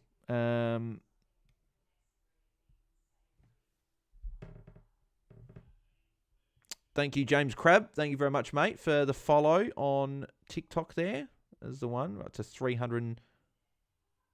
Oh, hang on. We're up to 368. James, did you just unfollow but then follow again just to get the shout out? I reckon that's what you did. I reckon. Because I think I remember you following me and then follow again. So, oh, there you go. You get a shout out for following me anyway. So, appreciate it, mate. Angus Easy, 68% of teams have VC tonight according to Popowski. 68%, really? People really love the Friday night VC, don't they? Or the Thursday night when it was Thursday nights. That's interesting. 68%. Is that of the top 10K teams as well? Okay, interesting. Holding Tom Powell over Oliver is going to be frustrating, says Jane Richo. I know, and I said if Bont's out and I trade Bont to Walsh and I keep Powell, I could have had Oliver instead of Powell this week, which is frustrating. Anthony Perez said Bale should get some cricket bales. yeah. If I win the Bales Trophy, I'll probably then go on to become a Prime Minister. The Bales Cup.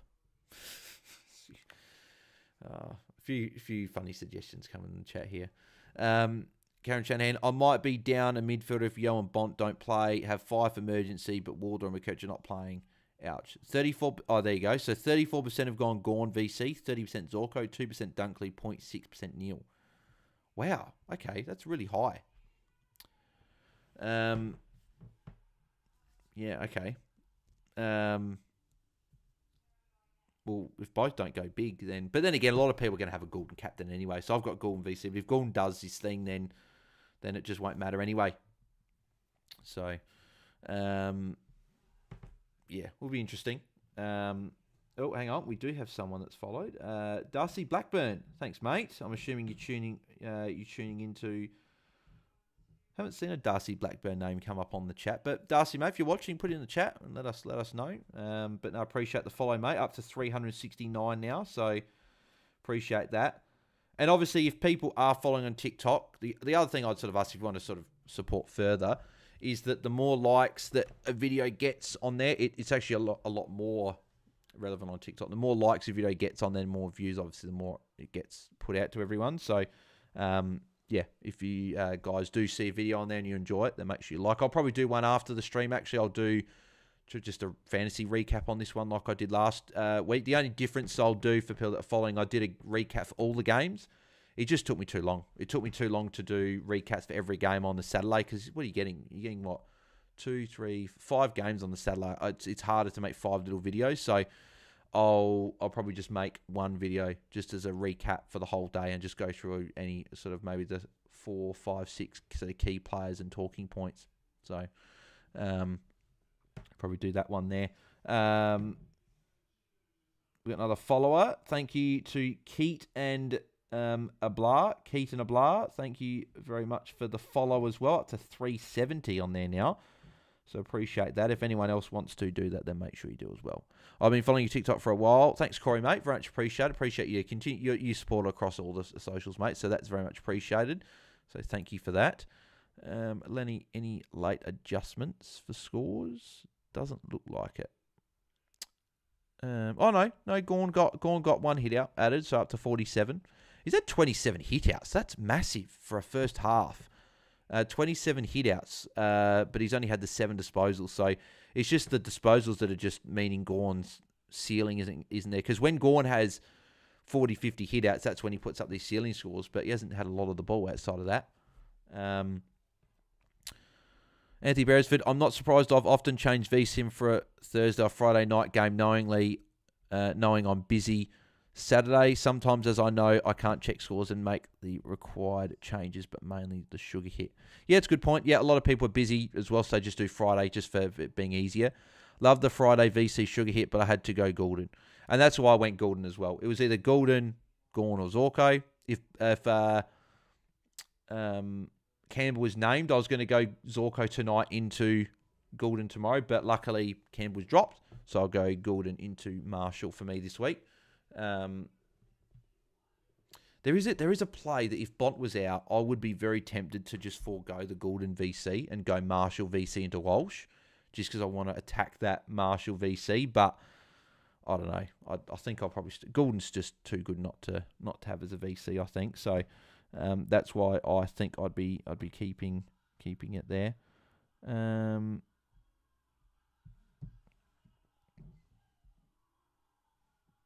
Cool. I'm bloody hungry, but I just don't know what to get to eat. I'll be back in a sec. I'll just see if there's anything for me that I can maybe just eat as sort of just in the meantime. But I'll be back in a sec.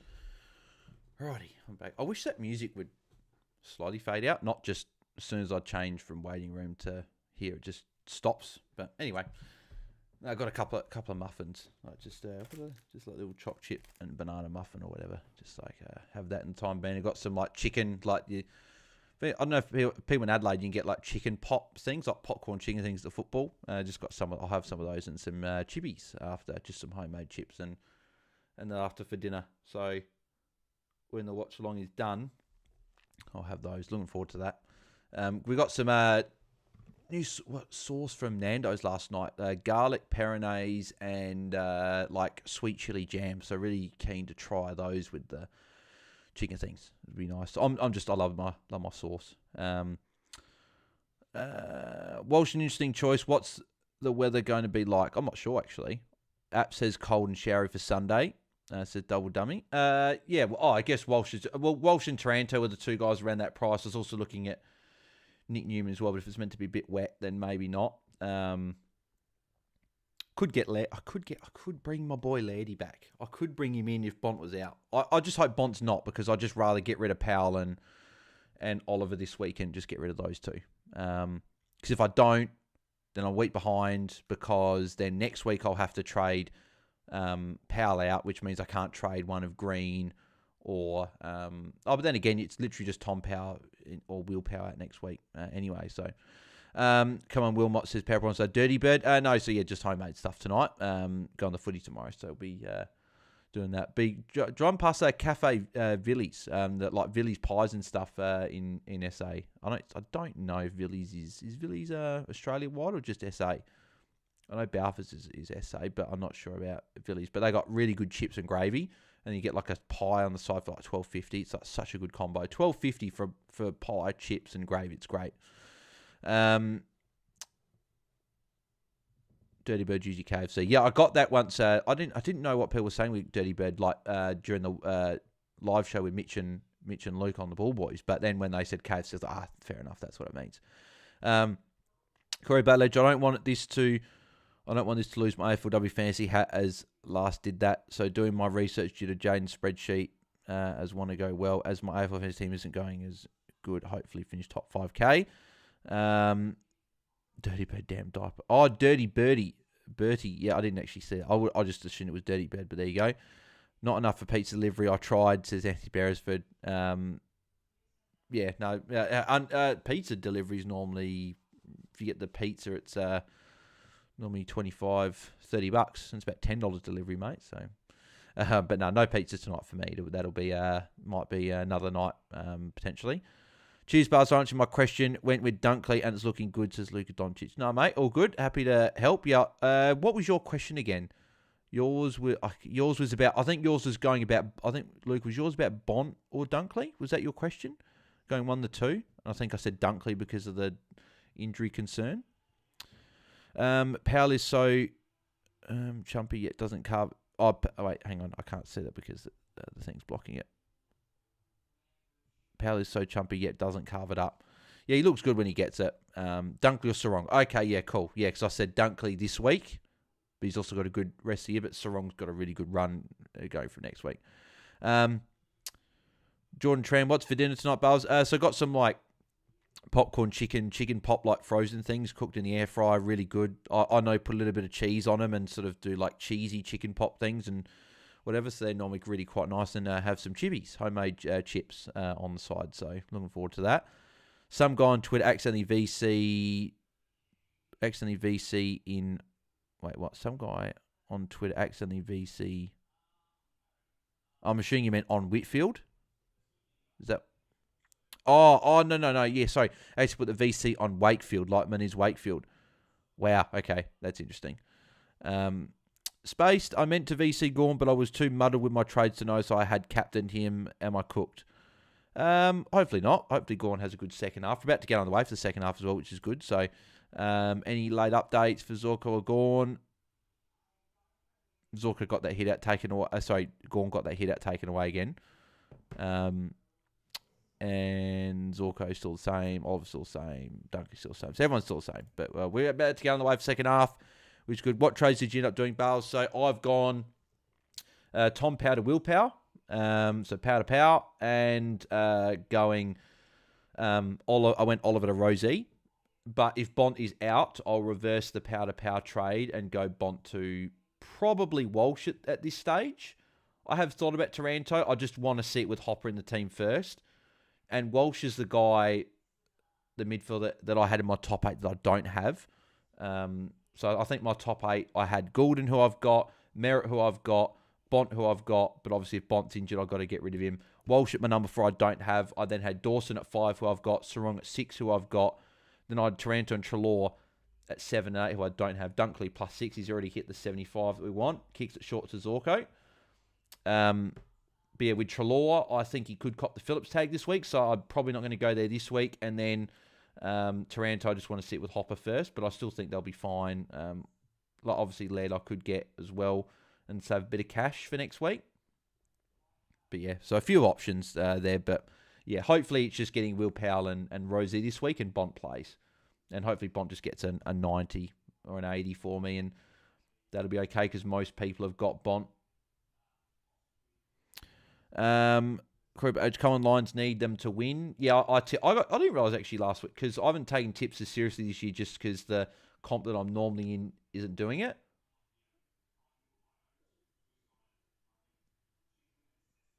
Wait, did Zorka give a free kick downfield?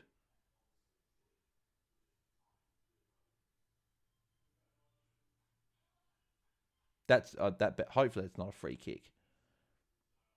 That better not be a free kick. Seriously, that's a free kick? That is the softest free kick downfield I've seen for a long time. Zorko hardly touched him and he went over like a bag of chips. Seriously, what a stupid free kick that was. Yeah, but yeah, so what I was saying, yes, so the league I was in typically last year is not running this year, so yeah, we just tips haven't been as interesting for me this year, but I got 6 out of 6 last week, so pretty happy with that. I've done a few different tips this week, like just because I don't really take tips too seriously, so I think I like different ones. So when I went West Coast against Hawthorn, most people gone Hawthorn. I went St Kilda over Port. Power Prawn Start's going to make you happy. And then I think I went Crows over Giants. I don't expect the Crows to win, but at the end of the day, I'm not going to win anything from tipping, so it doesn't really matter. But yeah, Oliver handball. Okay, what do we got here? Do you think Bont will play? Says Gareth Evans. I think so.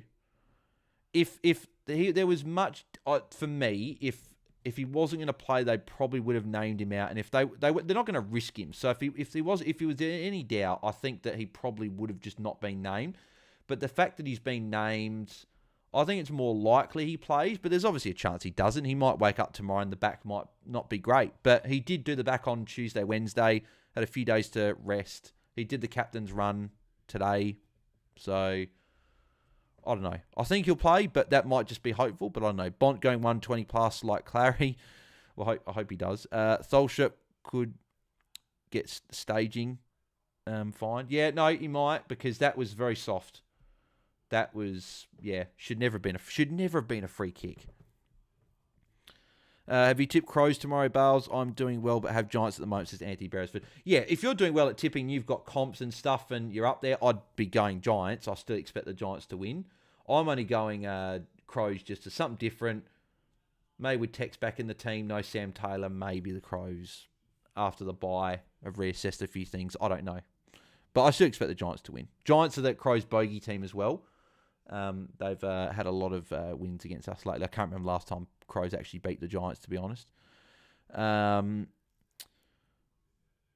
Wilmot may have been a bad move, says Power Prawn Start. Oh, mate, as you said, you had your ranking's not as where you want it to be, so you got to try a few different things if you need to catch up rank. And he was doing very well, besides so far. He started well, just the last few quarters just haven't been good. No, I'm going for St Kilda. I get a new coach, says Power Prawn Star. Fair enough. I hate footy. Fair enough. Actually, that's what I was going to check. I just want to see the last few games Crows have played against Giants, because I don't think, we've definitely not won the last 5 games against the Giants. Yeah, we lost by 14 last year and by 16. Then by 59, then by 67. So, no, the last time we beat them was in 2020. Funny enough, that was obviously the COVID year. That was right. That was when we struggled to get a lot of... Oh, that's right. We struggled to get a lot of wins, and then all of a sudden we beat Giants, surprisingly, at home. So, funny, that was the last time we beat them. But, yeah, obviously last year we should have beaten them both times, but the Crows gave up leads, and that... I think a lot of people were saying about the Ben Keys goal that cost the Crows finals. I think last year was more about the Crows lost a lot of games when they had leads or lost a lot of games that were close margins, whereas Collingwood won them. So it just comes down to that sort of thing. There's Lockie Neal, +6.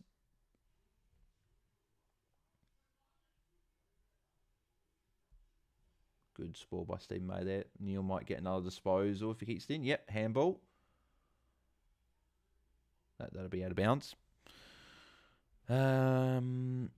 Crows should trade Tex, get a pick for him. I don't want to trade Tex. I want Tex to be a one-club player, and I hope that he stays. I think he will stay. I think the only way he leaves is if the Crows tell him to go, but he might even retire if he might not go. I don't know. Because then the thing is, well, he's got a young family. His family's all here. Would they all really want to move to another state for like 1 or 2 years just to, I don't know, for another year? Probably not, unless Tex really wanted to go again. But, yeah. I think Oliver just got a tackle then as well. Oliver has definitely looked better tonight than what he has done the previous few weeks. So, be interesting to see if he keeps doing a free kick against May. Interesting, okay. Oh, Melbourne have got players out everywhere. Oh, Dano slipped. That should still come off. It's going to go through for a goal anyway. Sock it off the ground, trying to put it in front of Loman or Morris, but went through for a goal anyway. So his first trade is McKercher to one of Evans and Schoenmaker. Which one? I'd go Schoenmaker. Second trade is Powell to anyone. Want to go slightly unique, but want to play with a chance of being top in line to end the season. Am going Errol into Cripps at the moment. Thoughts? Yep, I like that. Going Errol VC into Cripps. Yeah, I don't mind it. But yeah, I like both Evans and Schoenmaker, but I prefer Schoenmaker. Gareth Evans, could Danaher be a genuine option in the forward line? He could be. He just keeps getting done every week. I'm just nervous with these key forwards. I'm more a fan of doing them later in the year. I probably wouldn't want to do them now, but they've been good. Dunkley on 85. Far out. If you had the VC on Dunkley, he'd be sitting very, very nicely at the moment. 15 minutes into the quarter. He's looking like he's going to put a ceiling score up. I had a feeling about getting Dunkley a couple of weeks ago, and I didn't do it. Could have got the 118 last week. I couldn't afford him, though, to be fair. It would have been him and like someone else instead. I would have been Dunkley instead of Merritt, but I went Merritt instead, which I still think was the better call. But Dunkley might be putting up better scores than him. I think Dunkley's on the bench. So he'll be on the bench for 4 or 5 minutes. Still half a quarter to go. Rivers handball. Here's Oliver again. See, Oliver seems to be getting a lot more ball in transition tonight than what he has been getting in the past few weeks. And Turner out the back. Mark. He's threatening the Crows. Let him go. I don't think he's threatening the Crows, to be honest. I think it's all the media hyping everything up. Which brand would you look at that is unique and chance of being top in line? Probably the best way to look at that is probably go to my best 22 video. I've said all the players there that I think are good picks. So I'm just trying to think who's unique. Holmes and Newman in the defence. Treloar and Taranto in the mids. And forward line, I wouldn't be going on the forward line that's unique. I think that it's fairly set. So yeah, may one of those 4, maybe. VC would have been nice as Luca. Well, we still got him, and he's not highly owned, so you'd be pretty happy with it anyway. Power Bronze Star, DeKey is the only player I've bought over 900k this year. Got him for 960. Who's DeKey? I went McCluggage and not Dunkley, as Dunkley was not going well. This is Karen Shanahan. Yeah, that's unfortunate.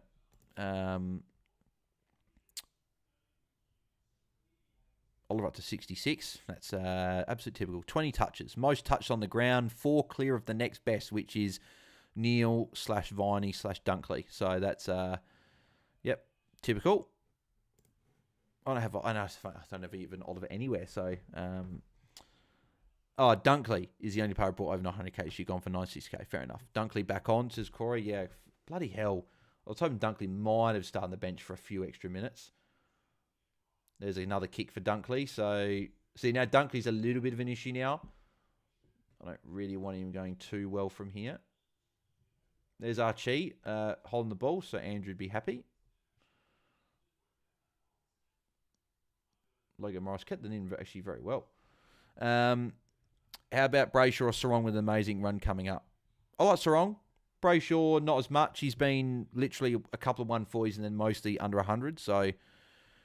Clary's coming. He says Power Prawn Star. I still wouldn't be trusting it. Yeah, he's played well tonight, but I don't see it as a long-term thing, to be honest. Dunkley, Pickett, and Oliver, says Anthony Beresford. Yeah, all going very well. At least I got Pickett in draft. That's nice. How is Brisbane not winning this game? Look, by far the better team. Oh, they're inaccurate. 6-10 to 10-8. 2 less scoring shots, but they're down by 22 points. So they always say, bad kings, bad football. They need to kick straight. Gawn's been quiet this quarter. Haven't noticed him much. I think he's off at the moment. Rebel pinged on the ball. Wakefield holding the ball. That guy that had him VC would be happy.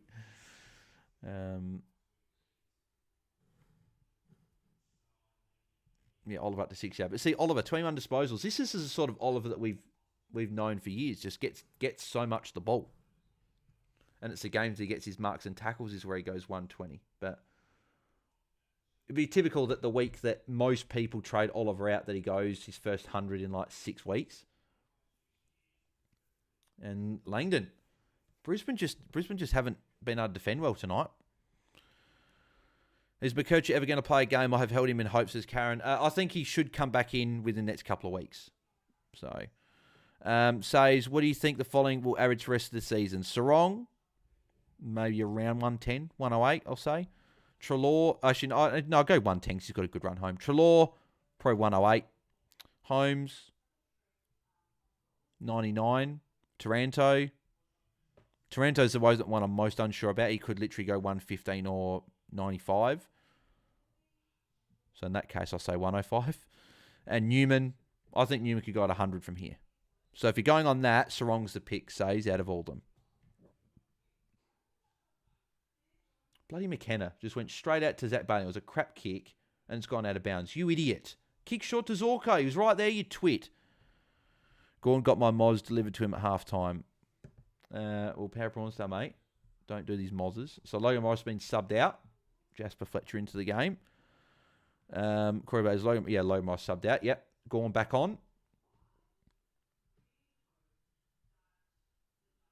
And out on the fall for McKenna will get the kick. So McKenna actually going to kick to... Oh, no, Zorko's not going to get the kick this time, I don't think.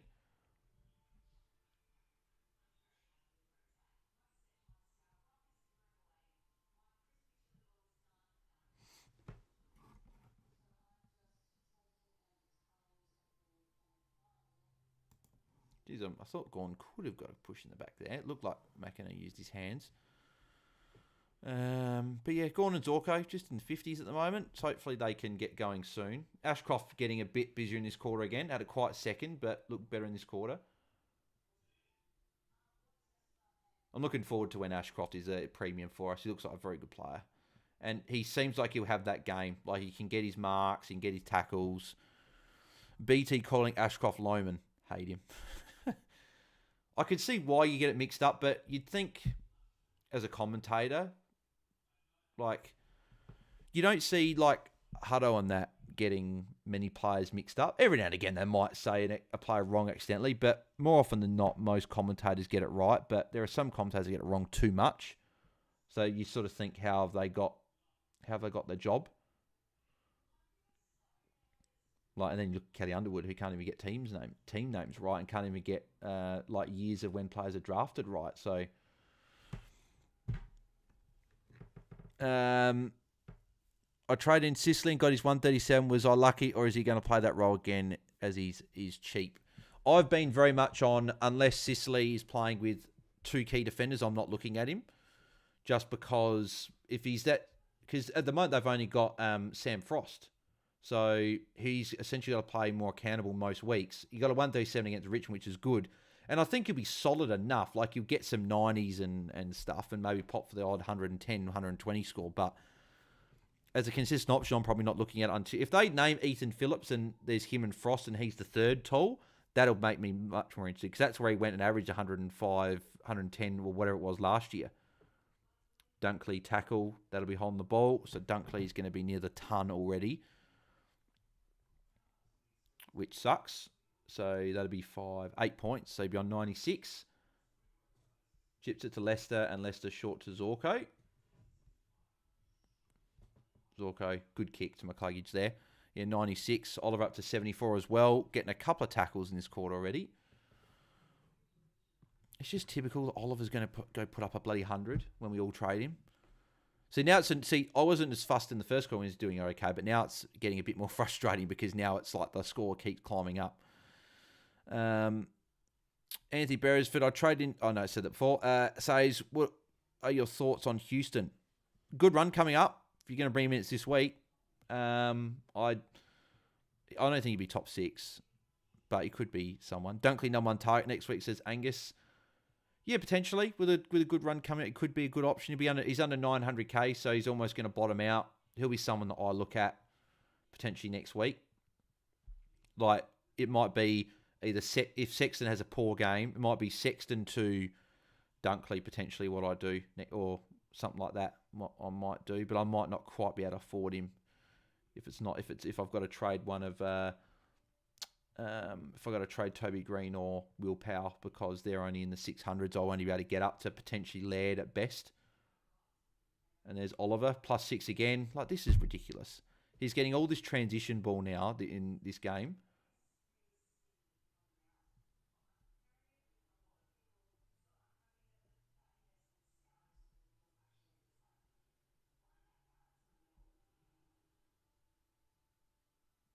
He's actually looking a lot more like the Clayton Oliver that we've seen in previous years of guy that scores 120s for fun, and he's on 80 points already. So, don't know if Houston knows, says Anthony Beresford. Always rated him. Powerball said no one should have traded Oliver Sosbars, but trading low isn't good strategy. I don't think it's trading low. I think it was just trading just because he was bad, and I've got no rookies on field.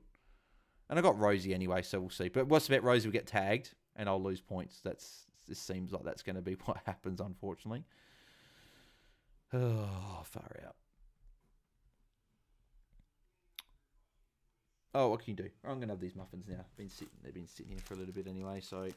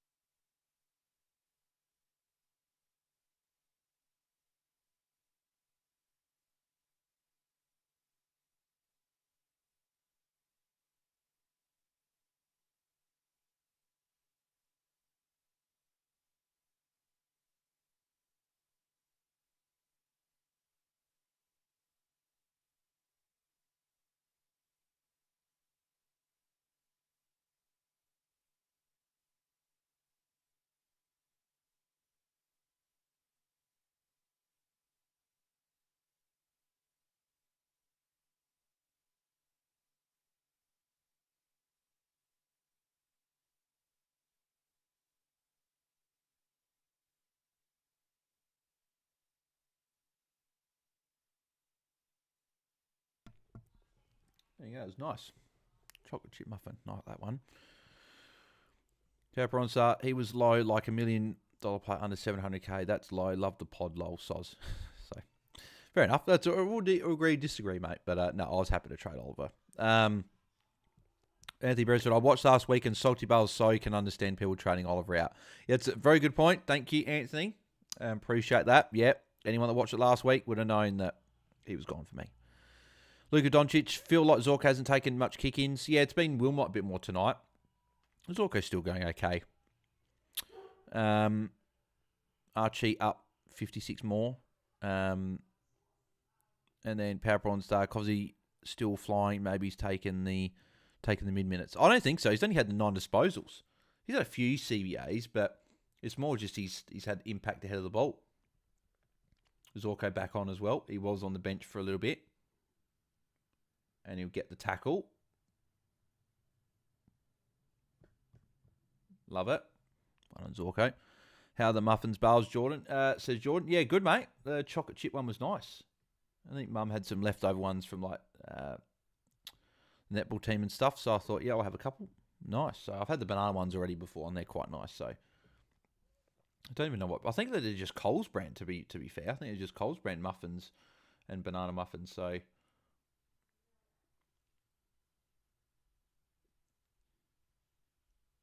let's stay in. No, it went out.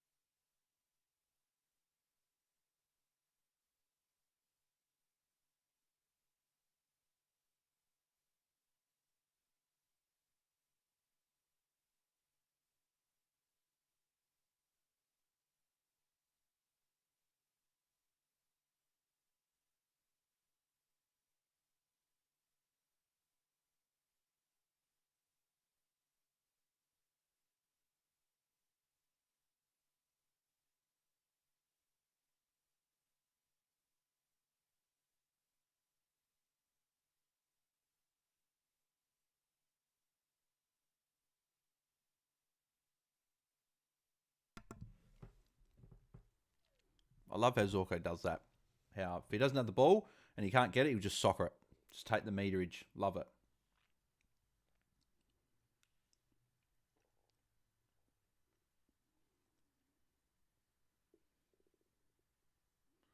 Switch it. Zorko's probably there.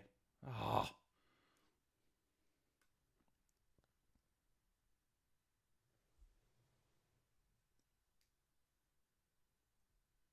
They literally had a switch on and they just ignored it. And no, he's just missed it. Power Prawn, so I'm having corned beef and cheese toasted sandwiches. Corned beef is better than ham in a toasty. Yeah, agreed. Yeah, I like corned beef. It's nice. But ham is still good. Trying to sync with your stream. So we're at 3:35, 34, 33, 32, 31, 30, 29, 28, 27, 26, 25. There you go. So hopefully that's synced up for you. That's whereabouts in the game we are.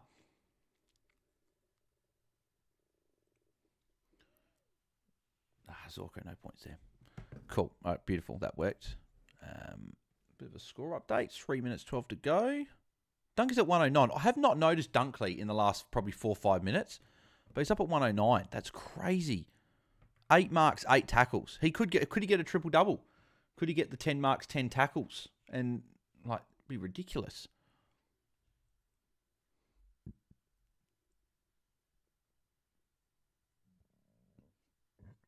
I wish I bloody looked at more at him. Funny enough, if I wanted the perfect trades this week, it probably would have been holding Oliver, going rookie down, and going Tom Power up to Dunkley. That would have been the best trades. Because I could have done it. I could have gone, oh no, actually I wouldn't have even been able to do that, to be fair. So, scratch that. Don't worry about that. Archie, goal. Andrew, you'd be very happy, mate. Sorry, yeah, quadruple. Sorry, not triple-double. Quadruple, yeah, exactly. Yeah. 10 marks, 10 tackles, 10 goals. Yeah, sorry, I meant, 10 kicks, over 10 handballs, over 10 marks, over 10 tackles, yeah. He got a +6 just before. Couldn't really see him, though. Pamper's like, that guy is the imaginary man. You never notice him. Yeah, exactly. Just gets it done regardless. So, Oliver's on 82 as well. Zork up to 75, which is nice. Bloody hell, Gorn. Sub 60 at the moment. 56. He's only had 8 disposals. He had the 34 hitouts, but just not getting a lot of the ball. Dunked up to 111, so he must have just got a handball. I might be like a few seconds behind on the stream. 90% Tom on ground is crazy. Looks like he's going to put up a big score. This could be the first genuine big score Dunkley's had all year. And he's got a good history against Melbourne as well. So I considered it, but I almost did it I should have done it in Bolter. Gorn tackle. That will be a tackle as well, which is good. So if Gorn can get to a 90 or 100, I'd be happy. Because even if he gets his Zorko +6 if he marks it, cool, he did. No, +5 because he got the handball. Good tackle from McVee. Ball up. Going the Bombers, Pies, then Cats, Hawks, and Melbourne Eagles next weekend. Melbourne trip. Missing my Dockers v Richmond. VC Dacos next week for Friday sugar hit. Who's Dacos got next week? Yeah, he's got Bombers. That could be a good shout, yeah. I haven't looked that far ahead for VC and stuff, but could be a shout.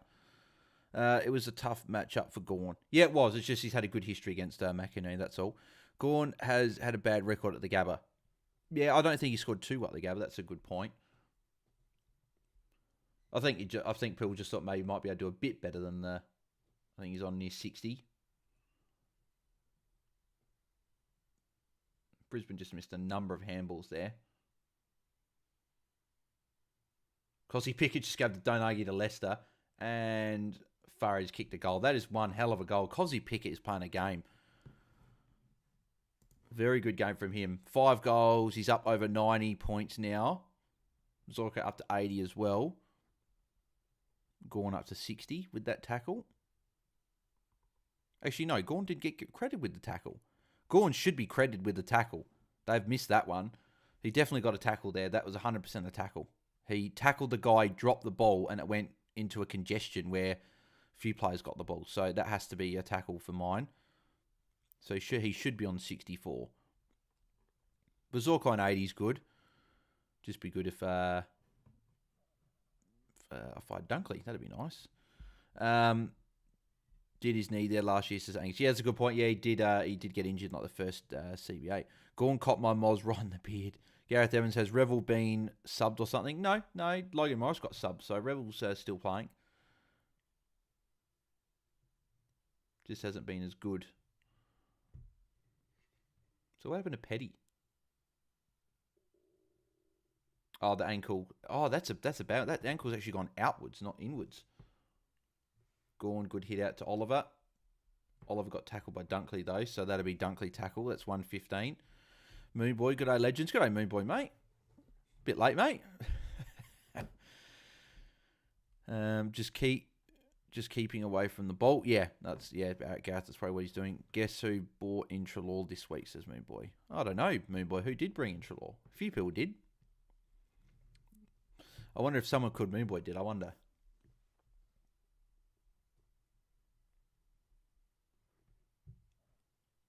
There's Berry. I'd love to see him switch if he's not going to. Actually, Zorko's in the 50. Playing really, really hot up the ground. He might actually get it here. Fletcher should have given the handball off. Idiot. And he missed it. How many times do I say that? That someone doesn't kick the ball to someone or doesn't give a handball and always doesn't work out. Unbelievable. This guy right here says Moonboy. Let's see how Grundy v Darcy contest goes tomorrow. Both of them could end up being the best rucks until the end of the season. Good mark by Turner. Very good congested mark there. Maybe I should see English just upset Gawn. Gawn free for a +6. That is cheap footy. Love it. Is Gawny bleeding? I can't see. I don't know if it's just a TV, but Gawny with a +6. At least that gets him closer to 70 to end the quarter. Love to see it. What's he doing? Literally short and asking for a +6. What ruckman does that besides English? Not many do. Yeah, Dunkley got credit with that tackle from before, so 9 tackles now. Gone up to 65, so they took a hit out away again. Unless they added the tackle and a hit out and they haven't added the +6 yet. So they added the +6 yet? No, they haven't. So Gawn will be on 71 shortly. So there we go. 3/4 time. Just waiting for that Gawn +6 to be added, and we'll go through all the scores. I'm also a cocky Dunkley owner as well, says Moon Boy. Yeah, he's going very nicely. Wish I owned him. At least I got him in game day squads. That's something. What quarter is this? 3/4 time, Moon Boy. Karen Chan in my ruck. So Grundy, Flynn, and Kruger R3 to swap into forward if Jackson, if I need to. Pepper on Star Moon Boy. I was 193 round rate last week. Eat more shorts. There you go. Fair enough. All right, let's go through these scores. I'm assuming the Gawn one's up on. Wait, what? He was on 2 marks already. Is he missing a mark? I swear he's missing a mark because he already had 2 marks. That was his 3rd mark for the day. I really don't understand why he's missing points. But anyway, Dunkley 115, obviously going very nicely. Nearly quadruple with over 10 kicks, handballs, marks, and tackles. Cos pick 91. Oliver 82. No surprises there. He's 3rd top scorer of the game. Zorko 80. Good quarter there, that one. Viney's on 80 as well. Gawn 68. Neil's on 63, so good quarter for Lockie Neil there. Danaher's on 62. Ashcroft 55, good quarter from him as well. The Calmarchi's on 52, so that'd be good for Andrew there, who's got him. Tholstrup's on 46. He's had more of the ball this week. 14 disposals, just no marks and 2 tackles. Rayner 46. Rivers only 44. That's a bit of pill to swallow because I would have jumped on him this week as well. So yeah, I guess that means that the Will Power one's almost a free hit for me because if Will Power goes the same as Rivers, then I wouldn't have lost anything anyway, and it means the Oliver thing wasn't as brutal as last week because I would have got Rivers instead. Wilmot 43 as well. That's not good either. Revel 43. If he gets to 60. Then people that have to play him on field to be happy enough with that. Windsor 38. Meniz Wakefield 37. Bailey 25. Well, that's bad. Loman's only 18 as well. And Kinderbrand hasn't come on yet, obviously. So there you go. Yeah, so am I wrong in thinking that Gawn has had 3 marks? I thought he had 3 marks. Legend of help, I'll tell you the man. I bet you were unbearable at work last week. Karen Shannon, McCluggage has improved. Neil treading water. Dunkley pick Oliver again. Yeah, so has Gawn had 3 marks? Or am I missing one? Am I accidentally adding something? What's the acceptable loopable score for a rookie? Depends what the rookies are, Gareth. Normally we'd say 60, but it's at that point in the year now where a lot of teams have got rookies off the field already. And I know teams obviously had issues to deal with and stuff like that, so completely understand why there are people that have got... Like I did a poll and more people had a complete team, but a few people still had a fair number of people still had a few rookies on field. So I think rookie to take, you'd like a 70 plus. That would be really handy. If they get a 60, that could be okay. But yeah, you probably want over 70 for me from a rookie. Because even if a rookie gets a 40 or 50, even if they get a 60, you're still behind the 8 ball anyway. So you're probably aiming for as high as you can. So 70 plus would be what you want. Angus Easy, I thought he had 2, but wasn't following that closely. Anthony Beresford, 75 loot. Now, Gawn got a -1 then. Did he really? What are they doing with Gordon's scores? I've been seeing he's been getting -1s and everything like that. I swear he's missing a mark. Maybe only a 65 for a forward and 75 for a defender mid. Yep, no, that could be a good shout as well. We've still got 33 people watching. Appreciate everyone that's tuned in tonight. As always, if you guys are enjoying the content around here, make sure you do smash a thumbs up on the video. We've currently got 20 on the video. So if we can get 25, that'd be nice. So make sure you guys smash a like. 50 is obviously the goal, as always. Have we got any new subscribers tonight? Yeah, we've got a couple. Yep, up to 2521. So if you haven't subscribed as well, make sure you do. And any new followers on TikTok. We've got a like, though, so appreciate the like from Joel Cart right there on the video. But yeah, guys, if you haven't followed on TikTok, make sure you do. We are 630 followers away from being able to stream our watch songs and podcasts on TikTok, so make sure you guys do. Make a second account, third account, if you guys can, and help out. That'd be fantastic to get our followers up so we can do our YouTube stuff on TikTok as well.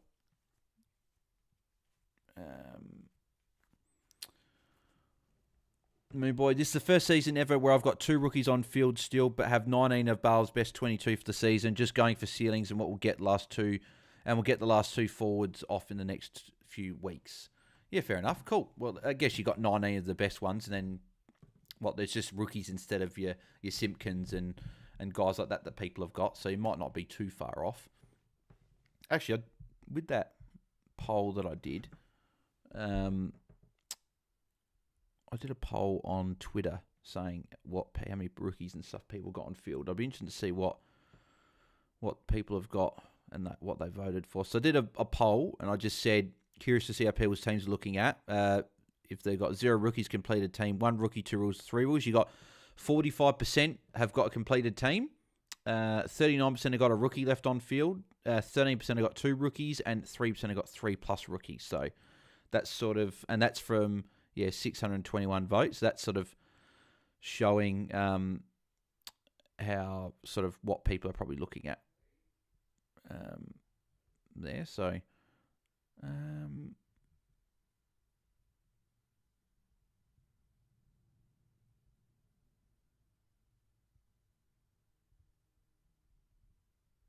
there you go. Alrighty, last quarter starting now, and Gorn gets first hit at, which is nice. Who are your rookies? I ask you, who his rookies are. Cosy Pickett again. And hits up Petty. Any late updates? Gone just got that hit out, obviously added. Back, obviously he got the first hit out of the quarter. Oliver must have had a tackle added, or he got a tackle at some point because he's now up to 86. He's played 81% game time, Oliver, as well. So his game time's up again. His tackle numbers are up. Marks, he's got a few as well. So, yeah. Very interesting that Oliver's had a good game when most people trade him out. Midfield, Goulden, Merritt, Dunkley, Walsh, Sarong, Chalor, Dawson, Butters. Richards and Dowling are on field F5 and F6. The only thing I'd worry about that Moon Boy, I looked at the benches and there's a chance that both are sub. I still think that both won't be the sub. I still think that they'll put other players sub, but there is a chance that both Dowling and Richards are subs, especially because Richards is first game back for a while.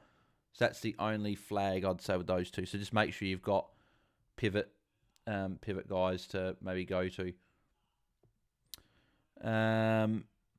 Oliver got tackled. Yep, Anthony Beresford on opposite. Moonboy got completed team, but hate most of them. Maybe I get lucky if the pods actually help me.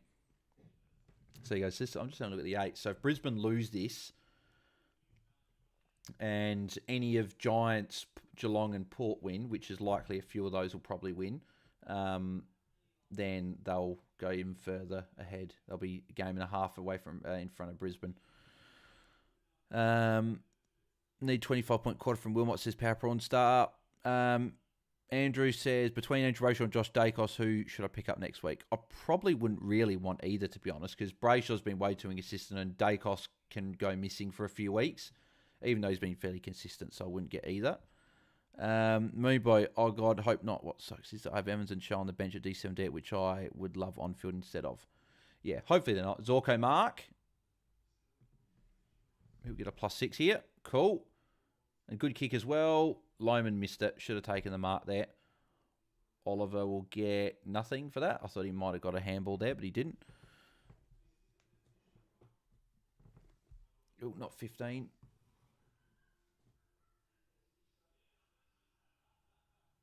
There's Ashcroft. Got to kick away somehow. But straight to Petty.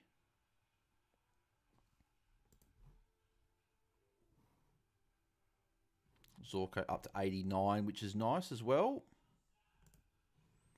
I'm pretty sure Mitch had Zorko vice-captain this week. Because he had Marshall 1, Zorko 2. So I imagine that he would have gone Zorko VC tonight, Mitch, who's obviously 7th. So he'll be hoping for a big last quarter from Zorko.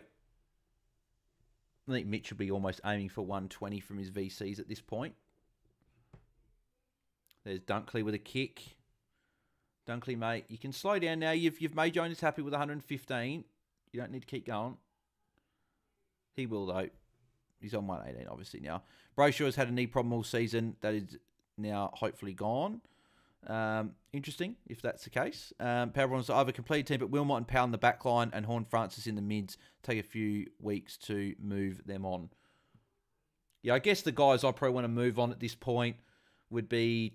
It's really just Toby Green and Will Powell will be the two that I want to move on. Sexton might be a guy that I might want to move on at some point as well if this role isn't as good. But then it's like I'm looking at guys like I think Hayden Young or Whitfield are my D5. So I've got most of the sort of top.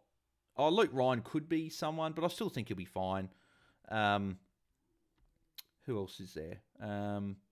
Just looking at the mids. Like I got Rosie and Tom Green, but then next cheapest is one of like it's like a Sarong or something. So there, and then forward line. Yeah, it's obviously you got Fisher, Sexton, and Toby Green.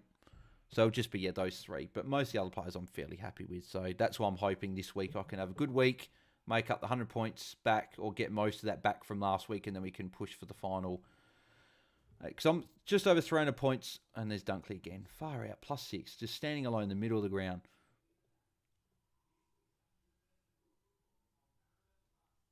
Zorko could get a little chip kick here. Zorko's free. Zorko's right there. Good. Zorko +6 again. Zorko up to 95. Goes short to Neil as well. So it looks like they are doing a bit of chipping around Brisbane at the moment, trying to keep possession a bit more. Just keep going, says Luca. Power Prawns are Junkley. Yeah, he's junking a bit at the moment. Horn France looking for forward status, says Corey. Is he going to be that close? Is he being close for forward status? I don't know how close I don't know if he's close, but if he was, he could be a top 6. Because he's gone like pretty well this year. Sexton is done. Power took his role. He still had 5 kick-ins. And I'm still intrigued to see if Gold Coast play Flanders in the mids more, or if that was just I think it was just a 1 quarter thing, but it'd just be interesting to see if they do keep that going or not. Is Gorn on the bench? I have a feeling Gorn must be on the bench. The old Junkley is back, says Anthony Beresford. Moonboy keep going dunks. Pepper wants to Corey, that'd be amazing, while everyone else would be taking Clara to Corn Fronts, averaging 90. Good trade. Karen said she's got Horn Front, so she hopes so as well. Yeah, it'd be good if he did. Add another forward there. Oliver Handball. There's Bruce Revel. Yeah, I think both rucks are off at the moment. Gorn must have gone off, so then he plays the final 15 minutes of the quarter. Revel again. Gives it to here we go. Dunkley kick. Going to get the behind there. I watched Bell's captain video and put Gordon VC and Marshall captain. Previously had Gorn VC all week. Yeah, I was just... The tough matchup was there, so that's the only reason I had him down a bit lower. But I still had him at 5. Like, I did... To be honest, if I'd probably thought about it and gone who I would rather as a VC, I think I said in the video I would rather Zorko VC, which I should have just put. That means I should have just put Zorko as my 5th guy. But That's all right. I just thought Gorn would have to be at the top there just because of how good he's been. So, Luka Doncic, if you call Dunkley junk touches, then Zorko and Ryan are something else. Oh, Oliver couldn't quite get it there, and that will go out. No, Ryan just pushes Tomlinson out the way. Gets a four, but it's turned it over back to Van Rooyen. Gordon Ryan, the Pine says IT, yeah. So he'll be on the Pine for a couple more minutes, and then he'll come back on for the remainder of the quarter. Is George Waller, Jack Crisp an option? Says Andrew, 100%. Yep.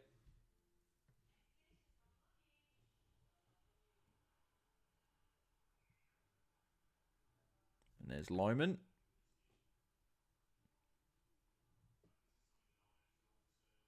And it goes to Fletcher.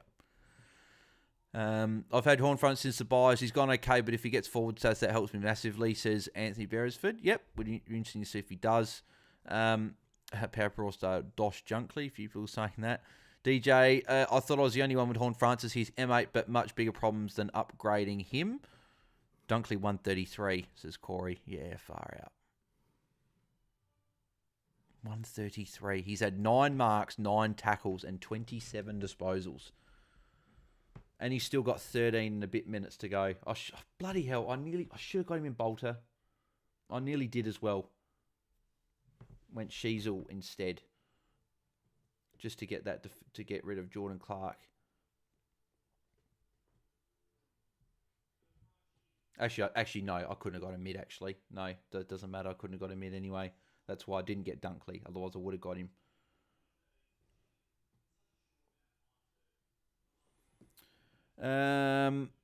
Maltesing. I haven't seen you for a while, mate. Hope you're going well. I think Crispy's role might change a bit with a few players have returned. Yeah, and that's a good point. That's why I'm intrigued to see how he goes this week, with Pendlebury and DeGoey back. With those guys back, it'll be interesting to see if he keeps this role or if he's got a different role. Luca 30, 10, and 10 incoming. Power Bronze, I need at least 58 from Wilmot. Zorko's right there. Zorko's right there. Lester, you idiot. And you go to Neil, who was under more pressure. Makes no sense.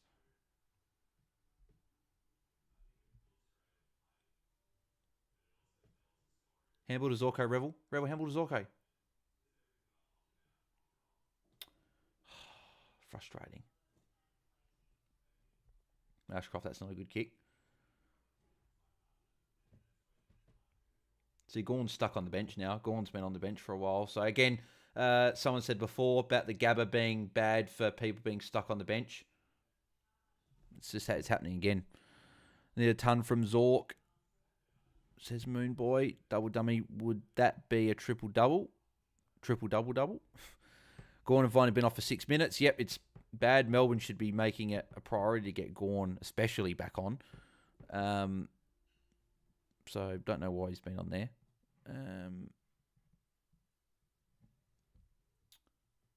Still not back on. Oh, no. Yes, he is. Gorn's back on.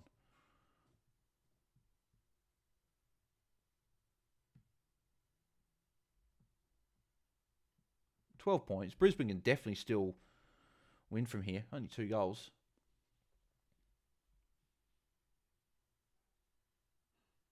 Is that River? Yeah, River's just taken +6. You got Gorn free. Why are you going longer to a contest when you'd Gorn free? Like,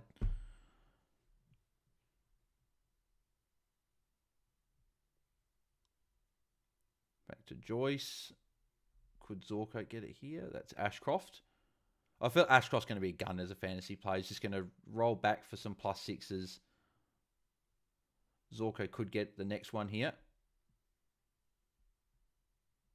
He was open, and Starcevic did not look at him once.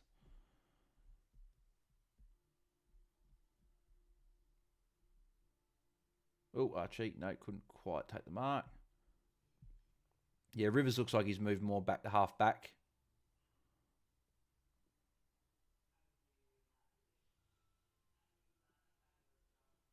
Ashcroft, Zorko handball. He's been handballing a bit more tonight.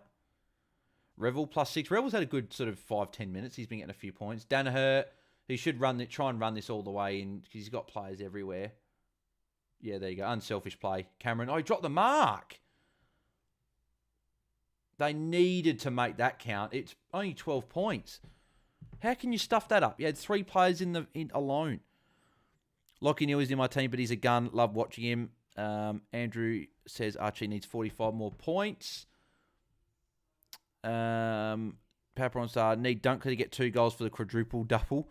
And Power Prawn Star is Ashcroft an option? I don't think so. But he's looked okay tonight. So Matt Score needs 35 more. Matt Score needs a lot more.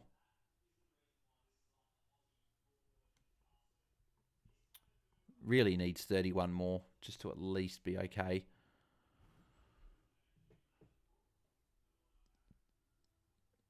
Smothered, Cozzy Pickett, Viney.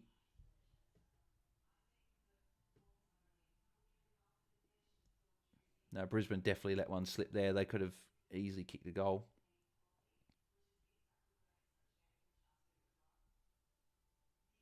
Oh, Derek Joyce slipped over and he hit it straight back to Melbourne. And Langdon misses. Big miss there. That could have been an important goal. Zork up to 97 as well, which is good. So, Revel +6 again. Revel's a good quarter. So, whoever's got Revel, that's him up to 69 points now. So, if you had Revel looping and you wanted to take a rookie score, he's definitely the guy you'd be taking. I think I'd be definitely locking that in now. If you have Revel, I'd be locking it in. Zorko's free in the middle. Gets it to Zorko. Good. That's the ton for Zork, which is good. I know Mitch will be sitting there probably wanting at least, 17 more points. Dunkley +5. So Dunkley 138. Took the mark as well. And Berry kicks the goal. So Brisbane back in it. So Dunkley, that's now 10 marks. Just needs one more tackle to get the quadruple there. 138. That's ridiculous. That's massive. And actually, someone said it was a big point for Melbourne. That's actually a good point.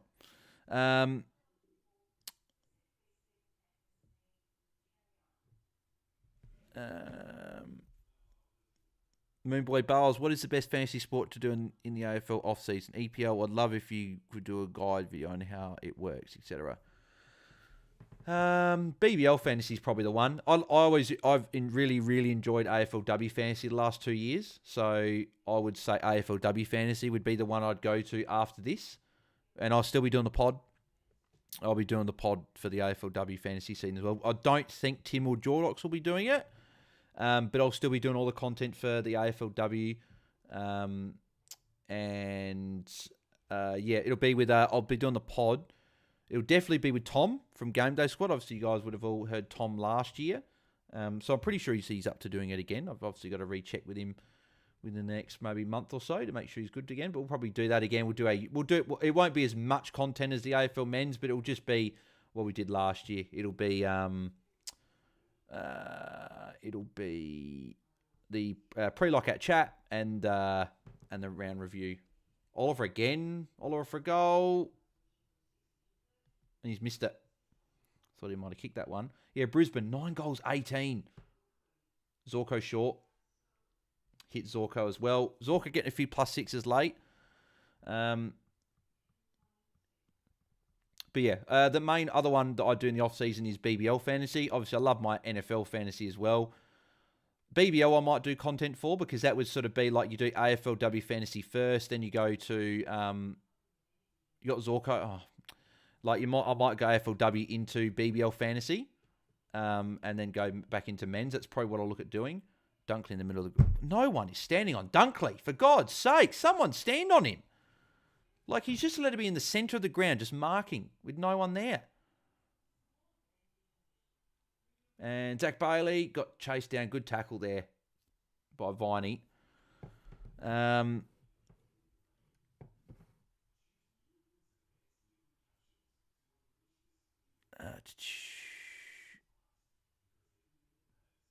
What have I missed? I thought Max Gorn was meant to be good. I tried English to him last week, says Cameron McDowell. He normally is. He's just had a quiet game. Zorko again. Goes to Dunkley again. Far out. Oh, he stuffed it up. Zorko got a handball out just. Thanks, Bales, to do AFLW Fantasy this year. Good stuff, Moon Boy.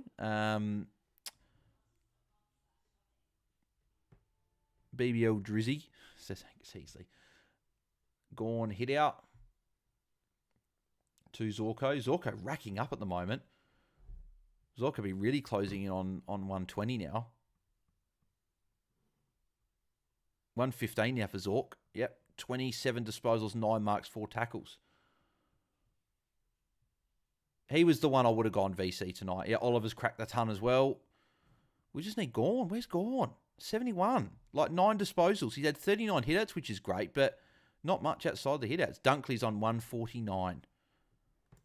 Unbelievable. If you have him in VC, you'd be very, very happy. Because he's a unique VC as well. That's the VC you're chasing for. The one that's not many people have got that can make you ground. So if you've got him in VC, be very happy. Revel kick. So Revel's up over 70 now. Bragging a bit, have Dunkley and no Gorn. Want to scream, dropping Oliver. Typical, says Maltesing. Oh, yeah, the Oliver one's typical that everyone gets rid of him and he does that. And Danaher marks. This will be bring it back to 2 points if Danaher can kick this one. Loving this from Dos Junkley.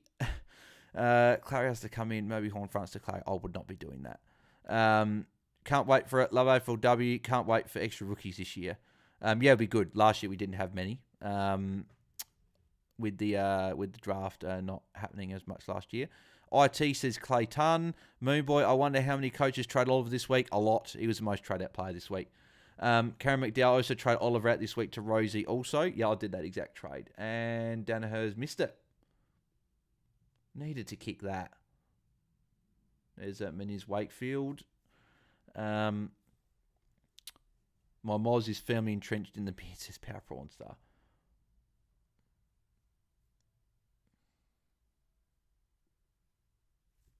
And there's Leicester.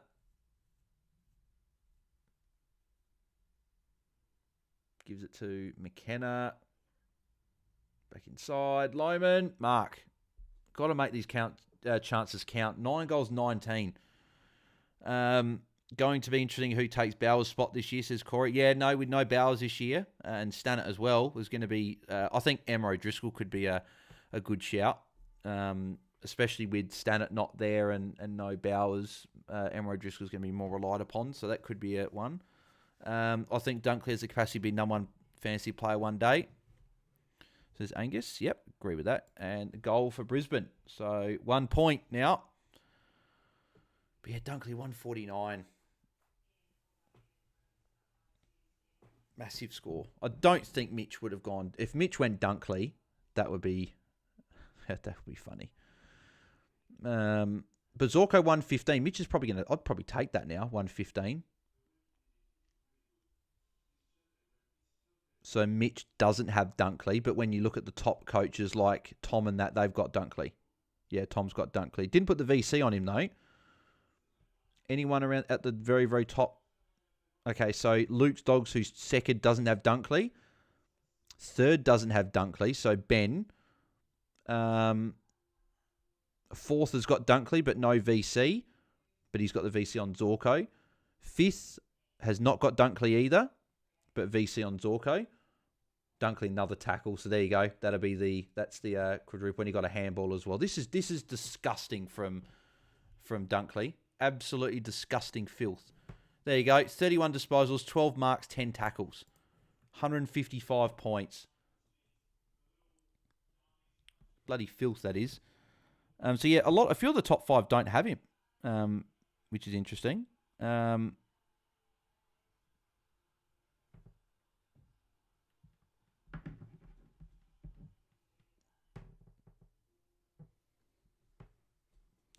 out of bounds. Yeah, bloody hell. Disgusting from Dunkley. Yeah, disgusting filth. Yep, exactly, Moonboy. It is. Zorko on bench, says Corey. I'd imagine he's not going to be there for long if he's on the bench because there's only 3 minutes to go and they need to win. So he'll be back out, I'm sure, very quickly. I think that was a good one hit. Kynan Brown's on for Harrison Petty. But again, why are you bringing on Brown with like 3 minutes to go, Goodwin? Like, it doesn't make any sense. Clayton Oliver got crunched then by Hipwood. Berry, Neil getting busy lately at the moment. Lohman, here we go. Another good. We've had a few good finishes on these Watchalongs last few ones. Long ball, Danaher, dropped it. Cameron. Don't know if that'll be a tail for Gorn. Danaher kick smothered. Edward, can you get the handball out? McKenna. Oh, you need to give the handball first time, not get tackled. I don't know if Oz came from Oliver Copter, yeah. Oh. Knocked the wind out of him there, but he's all right. He's back. Ashcroft. Oh, he's at the post. Scores a level. 10 goals, 20. That is really bad. Really bad kicking. It's not even bad. I don't think it's that bad conditions up there. And it's what? 34 behinds to 21 goals. Awful kicking. Oh, Ashcroft. No, we just didn't quite get the tackle. You got to go try and go to Max Gorn. See Zorko back on. There's Oliver. 2-on-1. Oh, here we go. Chandler. If he keeps it in. No, didn't quite keep it in. Are you live tomorrow night, Bales? No, Moonboy. Unfortunately, I'm not. I'm going to Crows game. So, no watch long tomorrow night. That's why we did one tonight. We're trying to do one every Friday and Saturday night for the rest of the season now. Just to pump out that extra watch along.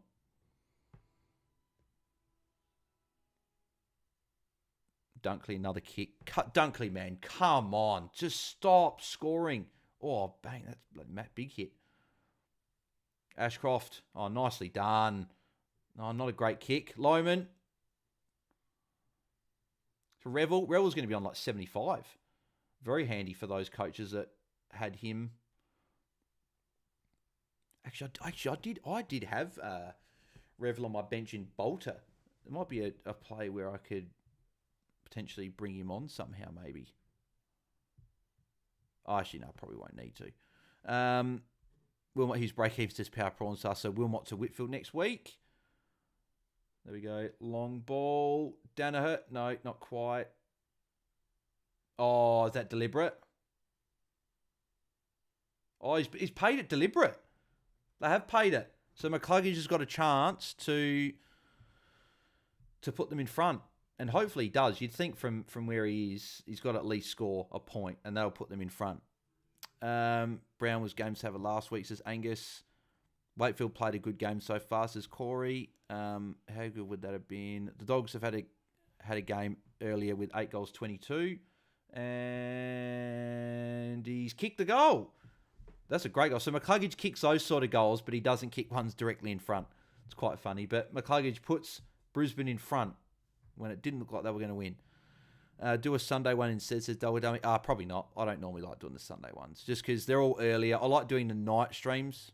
Just going to do my own thing during the day and then do the stream at night. So, and we do the pod anyway. So, yeah. So just nothing tomorrow. Guys, come on. I'll do content every day. Literally something is on every day.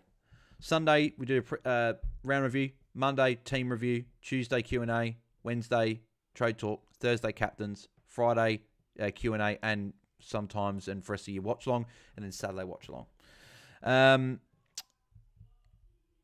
Dane Zorko's on 230 plus. Yep, yeah, no, if you've got any captain, he would be. That's amazing. Goal says Callum 500 points to my team.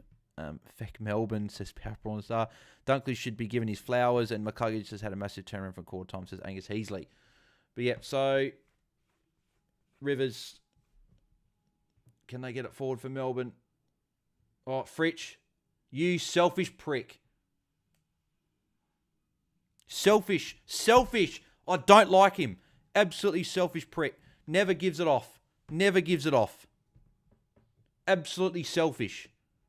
You have got to hit a teammate up in that scenario. Stop trying to be the hero. I don't like him. People saying there might be a time error. I don't know. We'll have to see, but that's... I hate Fritsch. He is so selfish. He doesn't give... how about giving the ball off to a teammate when he's there? Short to Rivers. Oh, is that 50? No. Okay, interesting. 30 seconds left, Rivers, mate. You got to get it in quickly. But you better get it in, mate. Maybe Gawn to be the hero. No.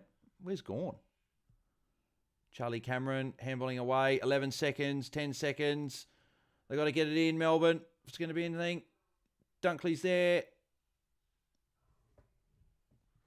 No, Rivers took too long, and it was a crap kick as well. Nah, Fritsch cost them. Fritsch cost Melbourne. And I hope that they talk about that in the post game as well, because that's selfish. And Brisbane win. 5-point win to Brisbane. Fritsch is overrated, says Maltesing. I think he is as well. Zorko 118 is VC. I'll take it, says Tony. Yeah, I would take that as well. Time didn't go on from a cluggage kick. Yeah. Bloody Fritsch. Like, I wanted Brisbane to win. I'm just saying, from a football point of view, he should have passed it. Selfish, mate. If I was the coach, I'd be absolutely bloody tearing him to shreds in the sheds, because he completely, like, Melbourne probably didn't deserve to win the end because Brisbane were the better team, but for Melbourne to have won that, Fritsch needed to hit someone up. Instead, he got the ball, rolled around thinking, yeah, here we go, how good am I? And he missed it. Dunkley 158, top scoring from that game anyway. Zorko 118. Oliver got a 109, so if anyone did hold, you'd be very happy with that. Didn't have a great last quarter, but still got there in the end. Actually, I think he had 29 points last quarter, actually. Viney 104, Cozzy 104. Neil got to 100 somehow. That's crazy with no tackles as well. McCluggage got 97 as well. He came out of nowhere to put up a good score. Ashcroft 85 in his first game. That's pretty good. Revel got 77. Very good score if you got him. Max Gawn got 75. So that's a bad game for Gawny, with just the 75 points there.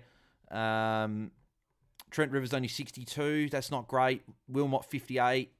Both low. Lohman had a big last quarter. He must have had like 40-odd points. Meniz Wakefield 57 is not too bad. Could be a downgrade option next week if he stays in the team. Windsor only 52. Tholstrup only 50. Fritsch the fraud, 1 goal, 3, 52. Should have passed it off. Connor Brown got 9 points as well. Again, didn't get much for go. And Logan Evans only had the 1 mark and 1 kick, so not a big day for him. But yeah, so all in all, not a bad night. If you had Dunkley, you'd be cheering. You'd be very happy. If you had Dunkley Zorko, you'd be very happy. I just wish I had Dunkley in my team, but left him out, unfortunately. So there we go. Will I take 109 or VC or go Goulden? Supercoach, I normally go 120 plus because Supercoach scores are generally higher by those top players. So in Supercoach Karen, I'd be taking on 109. I'd be going VC. I'd be going captain on Goulden. Corey Blackledge, Melbourne 2 weeks in a row now, goalless last quarter. Yep. Dylan Kelly, glad someone else hates Fritsch as much as I do. I don't hate Fritsch. I just hate him, but I'm not a big fan. But he's so selfish. Like, he doesn't pass the ball. Thank you very much, PowerPoint, mate. Thank you very much for the super chat there for the $10 one. Thanks, mate. Thanks for the stream, mate. Very much. You're very welcome, mate. Glad you enjoyed it. Karen McDowell, Melbourne wouldn't have won even if that was a goal. No, it would have been a draw. Would have given them something potentially. I know it wouldn't have been a goal, but it cost them. So, and Fritsch does that all the time, and it's not only this game. It's plenty of times. The media's talked about it before. It's happened. He's the most selfish player in the AFL. He he hardly passes the ball. I've seen him pass it maybe once this year from memory. Most of the time, I'm sure he's done it more than once, but he doesn't pass the ball. Every time he sees the goals, he kicks it. And I used to have a few teammates back in the day that used to do that when I played footy, and it wasn't enjoyable when you played with them. So, yeah, no, not good. Oliver now only 7.7% owns his Corey. Thanks, Bales, for Dunkley. Or good Luke. I wish I brought him in. Double dummy. Melbourne deserved to lose. Waited too long on the sub, and their players looked knackered at the end. Yeah, I agree. I think Brisbane were the better team still. I'm on 394 of 2 players with Zorko VC taken. Tony Ford, Connor Brown puts a lot of effort in when he's on. Looks like he'd be decent score if they gave him a chance. Agreed. I'll take the 59 from Archie, says Andrew. And then detached edits, take Zorko 118 or Ron to Goulden. I'd be taking 118. I would have taken 113 last week. 118's even closer, and even close to 120. So yeah, I'd be taking 118. Olive in has to happen. Power say you bring him in. I won't be. Corey Blackledge would love Eagles to win next week. The MCG against the D's. That'd be good. Angelo Tavlaridis, we're all bringing in Oliver next week, right? No, we're not. He's had a good game tonight, but no. He looked good tonight. Actually, what was his game time? 81%. So it's better than what it has been. 5 clearances. He looked better. He did look better, but for me, I still need to see more. Like 109, Oliver played well tonight, but when Oliver played well last year, that was a 130, 140. So yeah, for me, I wouldn't be doing it. But yeah. All in all, not a bad night. Obviously, Zorko was good. I wish I had Dunkley, and then Gorn was disappointing. But pretty much everyone's got Gorn anyway at the top, so I'm not too concerned with him with the lower score. Angelo Tavlaridis, Rivers, well short of expectation. His role looked elite in the beginning. It did. And then he just went completely missing after that. Oliver tagged next week by Jinby. Yep, Steve-O. I think you can pretty much say that's going to happen. Do I take Zorko VC and Supercoach at 116? Ooh, that's right on the borderline. 116. I normally go in Supercoach. I want 120 for my VC, so I probably wouldn't take that. I probably would take it on and go. Well, it depends who you've got. I'd probably go into Goulden. That's what I've got Gorn, and he wouldn't have gone anywhere near what I needed. So I'm going Goulden captain in Supercoach tomorrow. Especially when you've got someone especially like Sam Flanders hasn't gone below 100 all year. You could easily just go a guy like him in a good matchup. So yeah.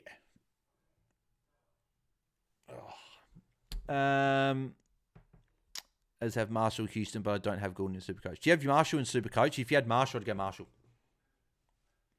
I wish I had Marshall in Supercoach, but I've got Gorn and Grundy. So if you've got Marshall, Corey in Supercoach, I'd be going Marshall. I think you could have a big day. Risk the Bont in Supercoach if he plays for the C. But then again, Goulden's been but it's Goulden different Supercoach. I feel like Marshall could go bigger in Supercoach than what Goulden. But then I don't know. Both are good. Goulden or Marshall, I think I'd go over that. Flanders I like too, says Corey. Yeah, Flanders is not bad. I'd rather the other two though.